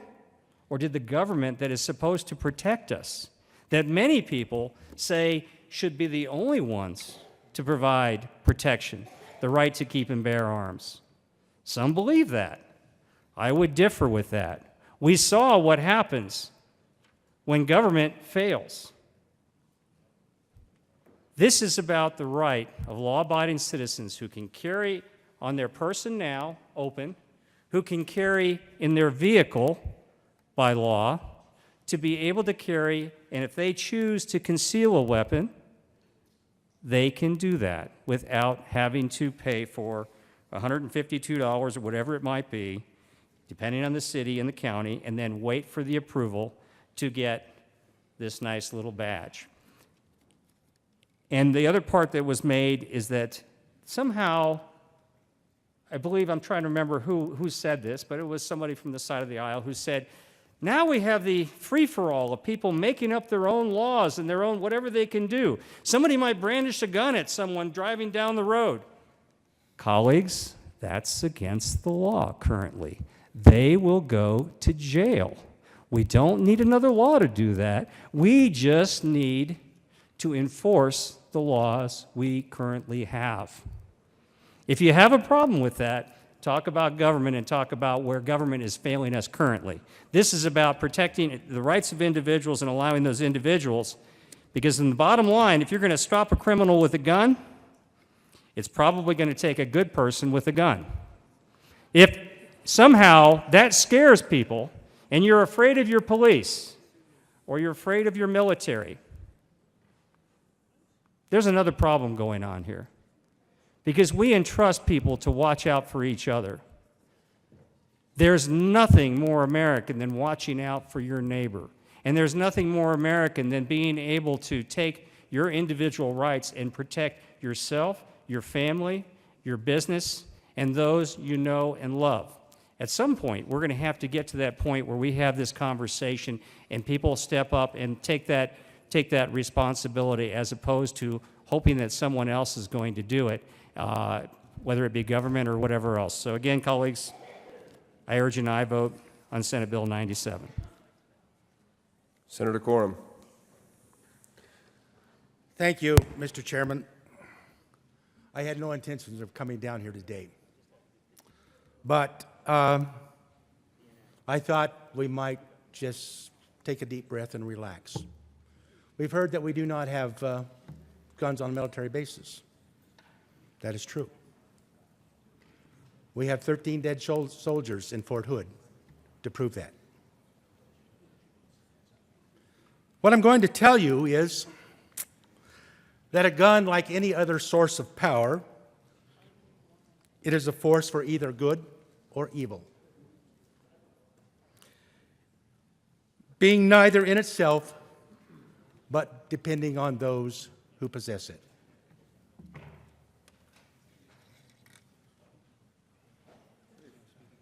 Is there any further discussion on Senate Bills 97? Seeing none, the motion before the body is the adoption of Senate Bill 97. Division has been called. Colleagues, please have a seat.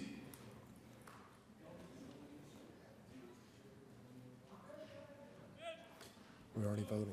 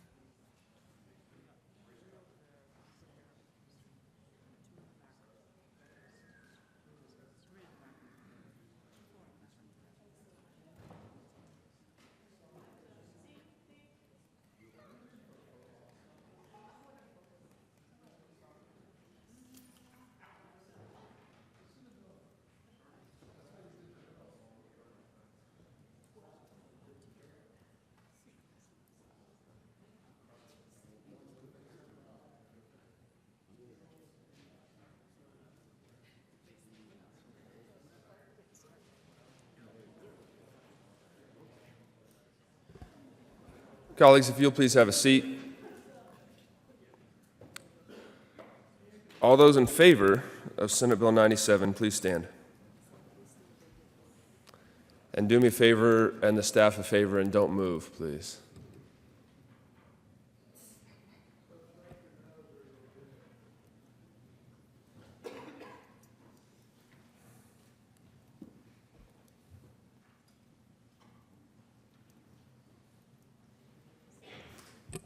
Please be seated. Colleagues, all those opposed to Senate Bill 97, please stand.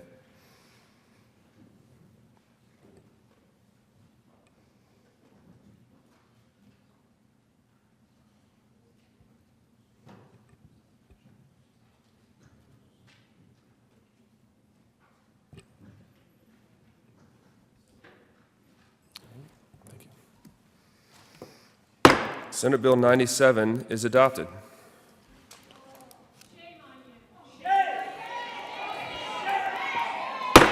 Sergeants, will you please ask those who are violating Rule 31A, asking for quiet conduct, out of the gallery, please?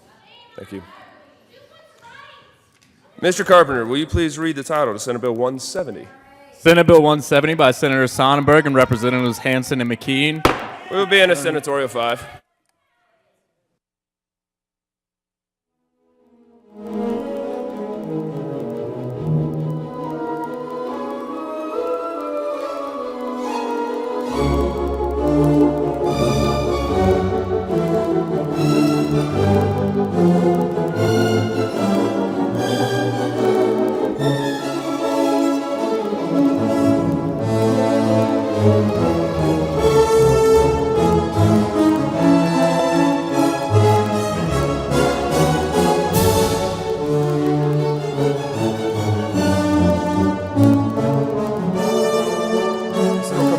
Mr. Carpenter, will you please finish reading the title to Senate Bill 170?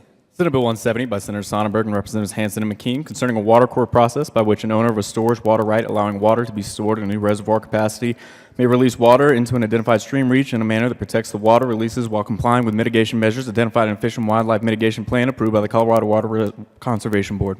Senator Sonnenberg.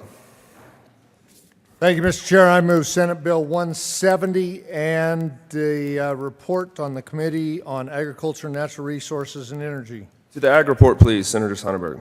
All we did was a clarifying amendment to put a section on page 14 in a positive light as opposed to negative. There was no opposition. It was just a cleanup. Ask for your aye vote. Colleagues, the motion is the adoption of the Agriculture Committee report to Senate Bill 170. All those in favor say aye. Aye. Those opposed, no. The ayes have it. The Ag report is adopted. To the bill, please, Senator Sonnenberg. Thank you, Mr. Chair. What this bill does is this is the opportunity for us to deal with federal mitigation on wildlife issues when it comes to building water storage. Ladies and gentlemen, there are requirements by the Army Corps of Engineers which are delegated down to Colorado Parks and Wildlife in which if we want to build water storage, we have to meet those mitigation issues. This is a way to help us do that. It's gone through a number of stakeholder meetings where we now have everybody on the same page. Ask for your aye vote. Senator Quorum.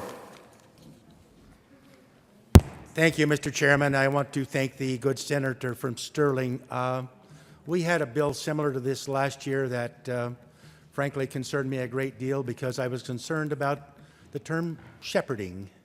And I want to thank the good senator for bringing this forward and making what I consider a very good bill and ask for an aye vote. Colleagues, the motion before the body is the adoption of Senate Bill 170. All those in favor say aye. Those opposed, no. The ayes have it. Senate Bill 170 is adopted. Mr. Carpenter, will you please read the title of Senate Bill 175? Senate Bill 175 by Senator Gardner and Representative Lundeen concerning the prohibition against paid union activities by public employees.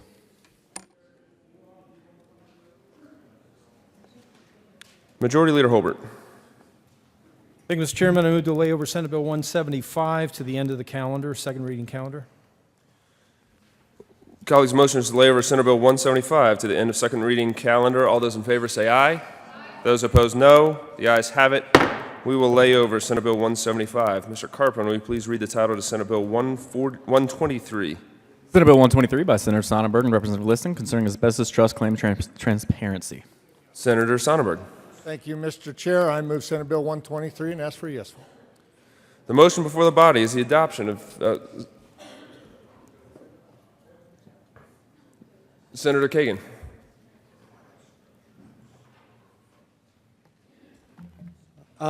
Mr. Chairman, I oppose Senate Bill 123, and I'd like to say why. And I'd urge you to oppose Senate Bill 123. The amendment on the desk. Mr. Carpenter, please read Amendment 1. Amendment 1. Amendment L00. Senator Kagan. I move Amendment L001. Do the amendment, please. Thank you, members. Senate Bill 123 is an extraordinarily damaging bill. And Amendment L001 seeks to mitigate that damage. Why is Senate Bill 123 damaging? Because it takes a plaintiff who is alleging that he or she has been exposed to asbestos and he or she is dying as a result and seeks redress for his or her damages. It requires that defendant to jump through hoops that no other plaintiff is required to jump through. It requires that defendant to state to the defendant any other claims against any other parties that he or she may have, the details of those claims. It forces them to turn over information that is normally obtained through discovery, but to do it voluntarily. And if they do not do it voluntarily and give the defendant a leg up on their litigation, they can see their claim delayed. It allows for a plaintiff who is suing an asbestos exposer. It requires the defendant, or allows the defendant, to require that that plaintiff, before they sue that defendant, to go and sue someone else. Unbelievable, but true. And it does so, in some cases, to plaintiffs who are dying from their exposure. And if they die from their exposure, a claim after death is far smaller than a claim before death. And so it strips plaintiffs of their rights in a way that plaintiffs in no other litigation are stripped. Now, what Amendment L001 says, that these requirements that delay a plaintiff's claim, these requirements that strip a plaintiff of the right to provide what is required under the discovery rules, as in any other litigation, and no more as in any other litigation, these provisions which would delay the claim will not apply if the plaintiff is facing a premature death within 1 year after the action is commenced. In other words, if you are within a year of death, the defendant cannot delay your claim. You need that in your last year of life, ladies and gentlemen. Do not let the defendants who seek to reduce their liability strip you of the right to justice while you are still living but are actually dying. And so Amendment L001 will do a little to make sure that that happens, and I urge an aye vote. Senator Sonnenberg. Well, thank you, Mr. Chair. And actually, that's what this bill does, is speeds up that process. If you look at the current process now, it can take up to 20 years for someone to have their claim answered. What this does says, We're going to speed up the process. Not only are you going to file the suit against the company, which you should, and they are liable for doing that, but you're also going to put the trust claim out there so it can be handled immediately, so it can be handled quickly. Currently, the way the system works is they file a suit against one of these companies. Lawyers rack up and rack up and rack up billable hours. And then they settle that lawsuit. And then they turn around and sue the trusts. And they rack up hours, and they rack up hours, and they rack up hours, and it takes time, and it takes time, and it takes time. And then they settle. We want to get the help to the people that need it. That's what this bill does. That's why I'm asking for your yes vote. That's why I'm asking for your no vote on the amendment, because we want to solve this now. This amendment doesn't help that at all, quite frankly. It slows the process down. Ask for a no vote on amendment L001. Colleagues, the motion is the adoption of Amendment L001. All those in favor say aye. Those opposed, no. The noes have it. Amendment L001 is lost. Any further discussion on Senate Bill 123? Seeing none, the motion before...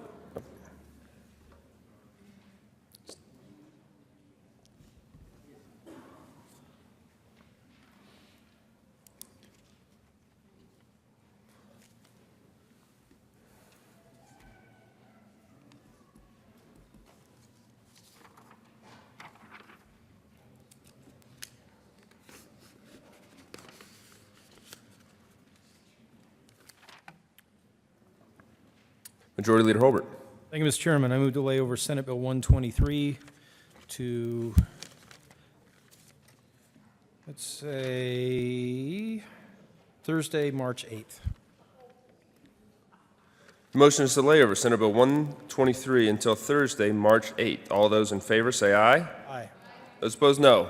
The ayes have it. We will lay over Senate Bill 123 until Thursday, March 8th. Majority Leader Holbert. Thank you, Mr. Chairman. I move the committee rise and report. The motion, colleagues, is to rise and report. All those in favor? Majority Leader Holbert, we still have Senate Bill 43 and 175 that's on the calendar. Thank you, Mr. Chairman. We have moved things around. I did not catch that.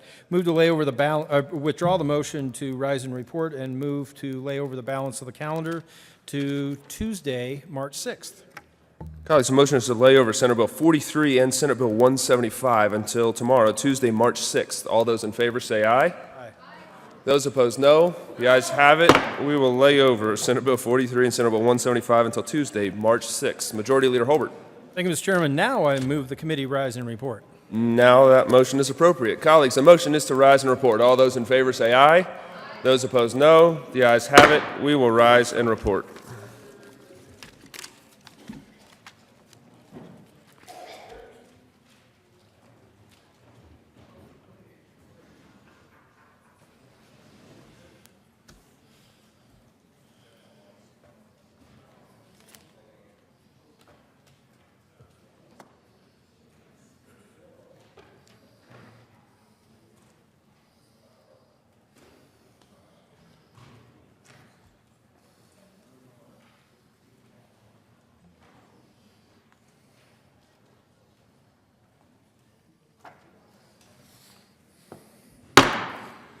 The Senate will come to order. Senator Hill. Thank you, Mr. President. Your committee met and we had a number of bills under consideration. Mr. Carpenter, will you please read the report? Mr. President, your committee holds lead reports out and considers the following task bills being the second reading thereof. Makes the following recommendations are on. Senate Bill 132 is amended. Senate Bill 71 is amended. Senate Bill 70 is amended. Senate Bill 97 is amended. Senate Bill 170 is amended. Pass the second read order and gross. Place on calendar for third reading and final passage. Senate Bill 171, Senate Bill 43, Senate Bill 175 laid over until 3/6/18. Retaining their place on the calendar. Senate Bill 166, Senate Bill 172, Senate Bill 123 laid over until 3/8/18. Retaining their place on the calendar. Senator Hill. Thanks, Mr. President. I move the report. Motion before the body is the adoption of the report to the Committee of the Whole.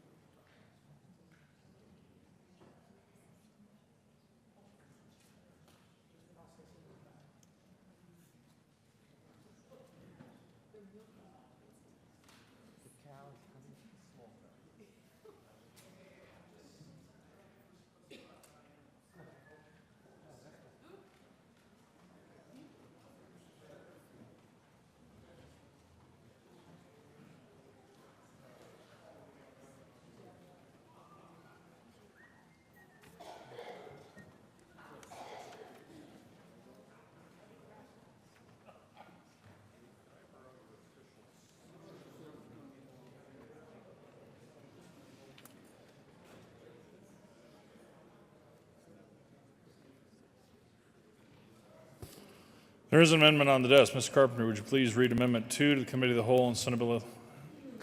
Committee of the Whole Amendment 2 to Senate Bill 90. Senator Kagan. Mr. President, I move the Kagan Amendment to the report of the Committee of the Whole Amendment, Committee of the Whole Amendment 002. Is there any discussion on Amendment 2 to the Committee of the Whole? Senator Kagan. Thank you, Mr. President. Members, what we do when we do away with the permit requirement is we do away with the second check that the permit holder has to go through when he submits his application or she submits her application to the sheriff, who then takes the fingerprints and runs a background check to make sure that there are no disqualifying offenses in the person's record. That is an important safeguard that does not have to be dispensed with. COW 002 makes sure that that is not dispensed with because it requires the person carrying concealed, even though she or he does not have a permit, it requires that person to carry a certificate certifying under penalty of perjury that I have not been convicted, it says, of any criminal offense that disqualifies me from legally possessing a firearm. This is not increasing the burden over what it is now when you get a permit, but it is an important safeguard. Do we not want people who carry concealed to know and to be able to show under penalty of perjury that they are not disqualified from doing so by the law? It is an important safeguard, and I urge that Committee of the Whole Amendment 002 be passed.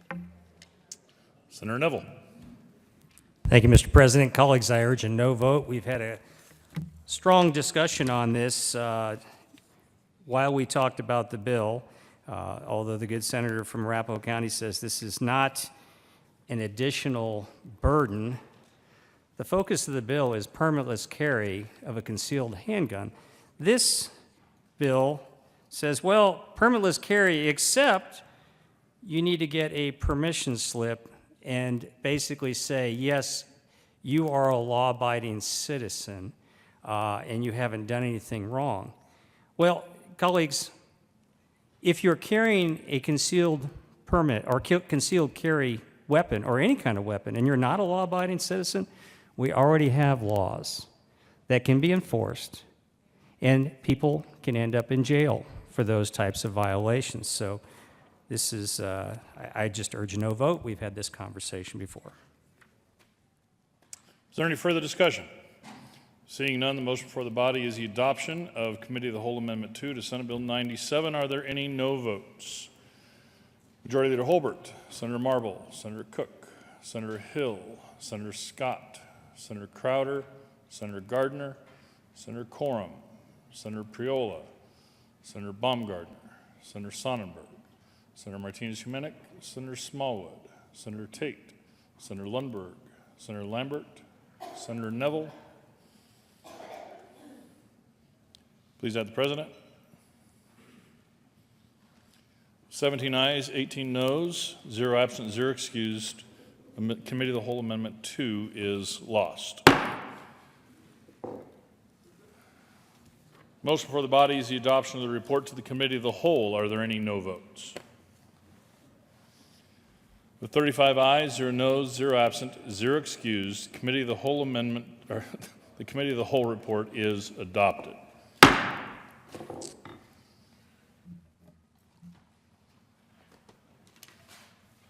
Senate Bill 132 is amended, Senate Bill 71 is amended, Senate Bill 70 is amended, Senate Bill 97 is amended, Senate Bill 170 is amended, passed on second reading and ordered engrossed and placed on the calendar for third reading and final passage. Senate Bill 171, Senate Bill 43, Senate Bill 175, laid over until 3/6/18 and retaining their place on the calendar. Senate Bill 166, Senate Bill 172, Senate Bill 123, laid over until 3/8/18 and retaining their place on the calendar.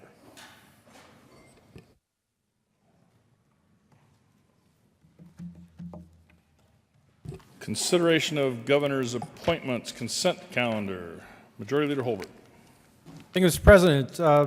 I move to lay over the first appointment, Executive Director, Department of Healthcare Policy and Financing, to Tuesday, March 6th. And Mr. President, if I can explain, there was a request from Joint Budget Committee. I think the JBC members are having a conversation about HCPF this afternoon. I'm not aware of any opposition to the actual appointment, but just a clarification at JBC, and I expect that we will take this up tomorrow. The motion is to lay this over till tomorrow, the first appointment on the calendar. All those in favor say aye. Aye. All opposed, no. Ayes have it, and that will lay over till tomorrow. Majority Leader Holbert, or you need to read the appointments. Mr. Carpenter, would you please read the remaining appointments on the Governor's Appointments Consent Calendar? Members of the Colorado Channel Authority Board of Directors for terms expiring October 6, 2019, Bart Warren Miller of Centennial, Colorado, and unaffiliated, to serve as a representative who has experience in the business operations of broadcast journalism occasioned by the resignation of Scott Allen Nagtree of Highlands Ranch, Colorado, appointed. Megan Elise Georgemeyer of Denver, Colorado, a Democrat who has experience in the business operations of broadcast journalism occasioned by the resignation of Timothy Michael Ryan of Aurora, Colorado, appointed. Member of the State Board of Parole for a term expiring July 1st, 2020, Alfredo Enrique Pena of Denver, Colorado, to serve as a citizen representative, reappointed. Majority Leader Holbert. Thank you, Mr. President. I move the remaining consideration of Governor's Appointments Consent Calendar, including members of the Colorado Channel Authority Board, which includes our good friend, the former drafter from the Capitol, Bart Warren Miller of Centennial, and a member of the State Board of Parole. The motion before the body is the appointments, Governor's Appointments Consent Calendar to the Colorado Channel Authority Board of Directors and the State Board of Parole. Are there any no votes on any of the appointments on the consent calendar?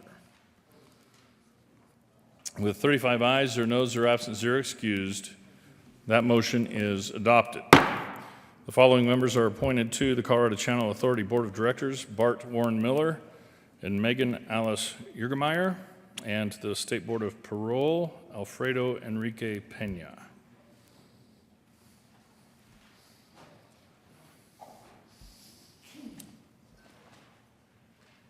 Message from the Governor. March 1st, 2018. Ladies and gentlemen, I have the honor to inform you that I have approved and will file with the Secretary of State the following acts: House Bill 1031, concerning employer entry into the Fire and Police Pension Association defined benefit system, approved March 1st, 2018 at 2:58 p.m. House Bill 1165, concerning a supplemental appropriation of the Department of Public Safety, approved March 1st, 2018 at 3:10 p.m. House Bill 1022, concerning a requirement that the Department of Revenue issue a request for information for an electronic sales and use tax simplification system, approved March 1st, 2018 at 3:22 p.m. House Bill 1079, concerning a requirement that the Works Allocation Committee prepare annual recommendations for the use of the Colorado Long-Term Works Reserve, approved March 1st, 2018 at 3:23 p.m. House Bill 1075, concerning the enactment of Colorado Revised Statutes 2017 as the positive and statutory law of the state of Colorado, approved March 1st, 2018 at 3:23 p.m. House Bill 1173, concerning a supplemental transfer of money from the general fund to the Information Technology Capital account of the Capital Construction Fund for the 2017-18 state fiscal year, approved March 1st, 2018 at 3:23 p.m. House Bill 1159, concerning supplemental appropriation of the Department of Education, approved March 1st, 2018 at 3:24 p.m. House Bill 1160, concerning supplemental appropriation of the offices of the Governor, Lieutenant Governor, and State Planning and Budgeting, approved March 1st, 2018 at 3:24 p.m. House Bill 1161, concerning supplemental appropriation of the Department of Healthcare Policy and Financing, Approved March 1st, 2018 at 3:24 p.m. House Bill 1162 concerning a supplemental appropriation of the Department of Human Services. Approved March 1st, 2018 at 3:24 p.m. House Bill 1163 concerning a supplemental appropriation to the Judicial Department. Approved March 1st, 2018 at 3:25 p.m. House Bill 1164 concerning a supplemental appropriation to the Department of Personnel. Approved March 1st, 2018 at 3:25 p.m. House Bill 1166 concerning a supplemental appropriation to the Department of Regulatory Agencies. Approved March 1st, 2018 at 3:25 p.m. House Bill 1167 concerning a supplemental appropriation to the Department of Revenue. Approved March 1st, 2018 at 3:25 p.m. House Bill 1168 concerning a supplemental appropriation to the Department of State. Approved March 1st, 2018 at 3:26 p.m. House Bill 1169 concerning a supplemental appropriation to the Department of the Treasury. Approved March 1st, 2018 at 3:26 p.m. House Bill 1170 concerning funding for capital construction and making supplemental appropriations in connection with. Approved March 1st, 2018 at 3:26 p.m. House Bill 1144 concerning certain publishing requirements for the Department of Revenue's disclosure of average taxes paid table. Approved March 1st, 2018 at 3:27 p.m. Sincerely, John W. Hickenlooper, Governor.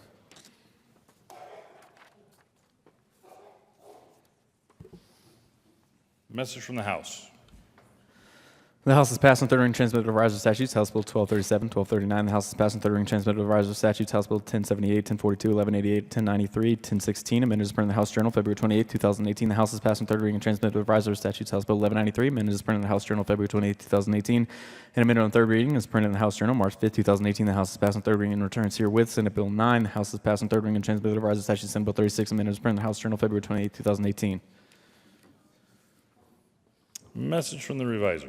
We herewith transmit without comment House Bill 1237 and 1239 without comment as amended. House Bill 1016, 1042, 1078, 1093, 1188, and 1193 without comment as amended. Senate Bill 36.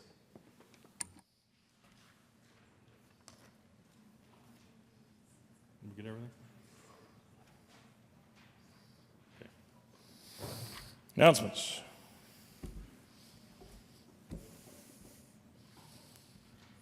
Senator Aguilar. Thank you, Mr. President. May I have a moment of personal privilege? Granted.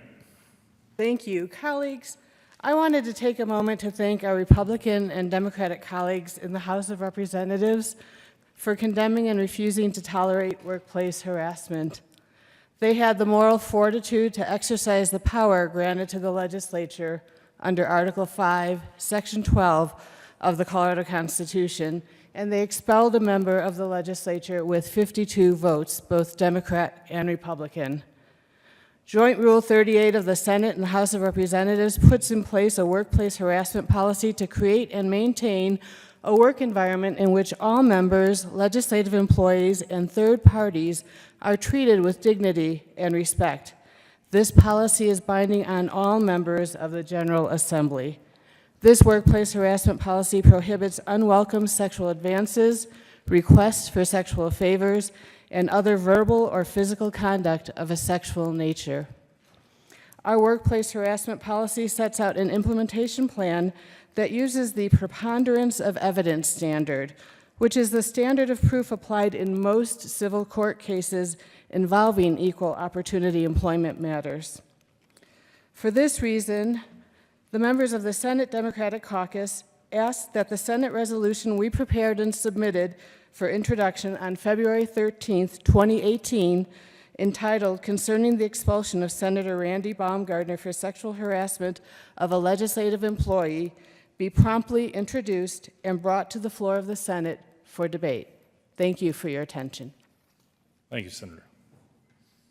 Announcements. Senator Martinez-Humenick. Thank you, Mr. President. I would just put a call out to all the citizens of Colorado and everyone in our chambers here to remember that when the wind blows, as it has been blowing for the past couple of days, it is not a good idea for our farmers to light fires to try to get rid of weeds on their properties. It is not a good idea to throw cigarette butts out the window. We need to be good neighbors to one another and conscious of the huge fire danger. We've already had 2 fires, and there were 4 homes that were lost in Kiowa because of a fire that was raging. So please, please, please be cognizant of burning anything or lighting anything that can get out of control very easily when we have these high winds here in our state. Thank you. Senator Zenzinger. Thank you, Mr. President. Good afternoon, colleagues. Join us tomorrow, March 6th, from 7:30 to 9 a.m. for the annual March of Dimes Legislative Coffee. You can meet and celebrate Colorado practitioners working very hard every day to ensure that all moms and babies have the resources that they need to survive and thrive. Come enjoy some coffee, snacks, meet with staff and volunteers, and learn about how you can support healthy moms and strong babies across Colorado.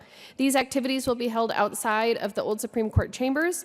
Don't forget to wear your purple tomorrow in honor of March of Dimes, and more information and the flyers are on your desk. Any other announcements? Mr. Majority Leader. Thank you, Mr. President. Members, we will have bills to read over later today. You are certainly not required to be here, but you are, of course, welcome. Mr. President, I move the Senate recess until 1:30 p.m. today. Motion is for the Senate to be in recess until 1:30 p.m. today. All those in favor say aye. All opposed, no. Ayes have it, and we will be in recess till 1:30 p.m. today.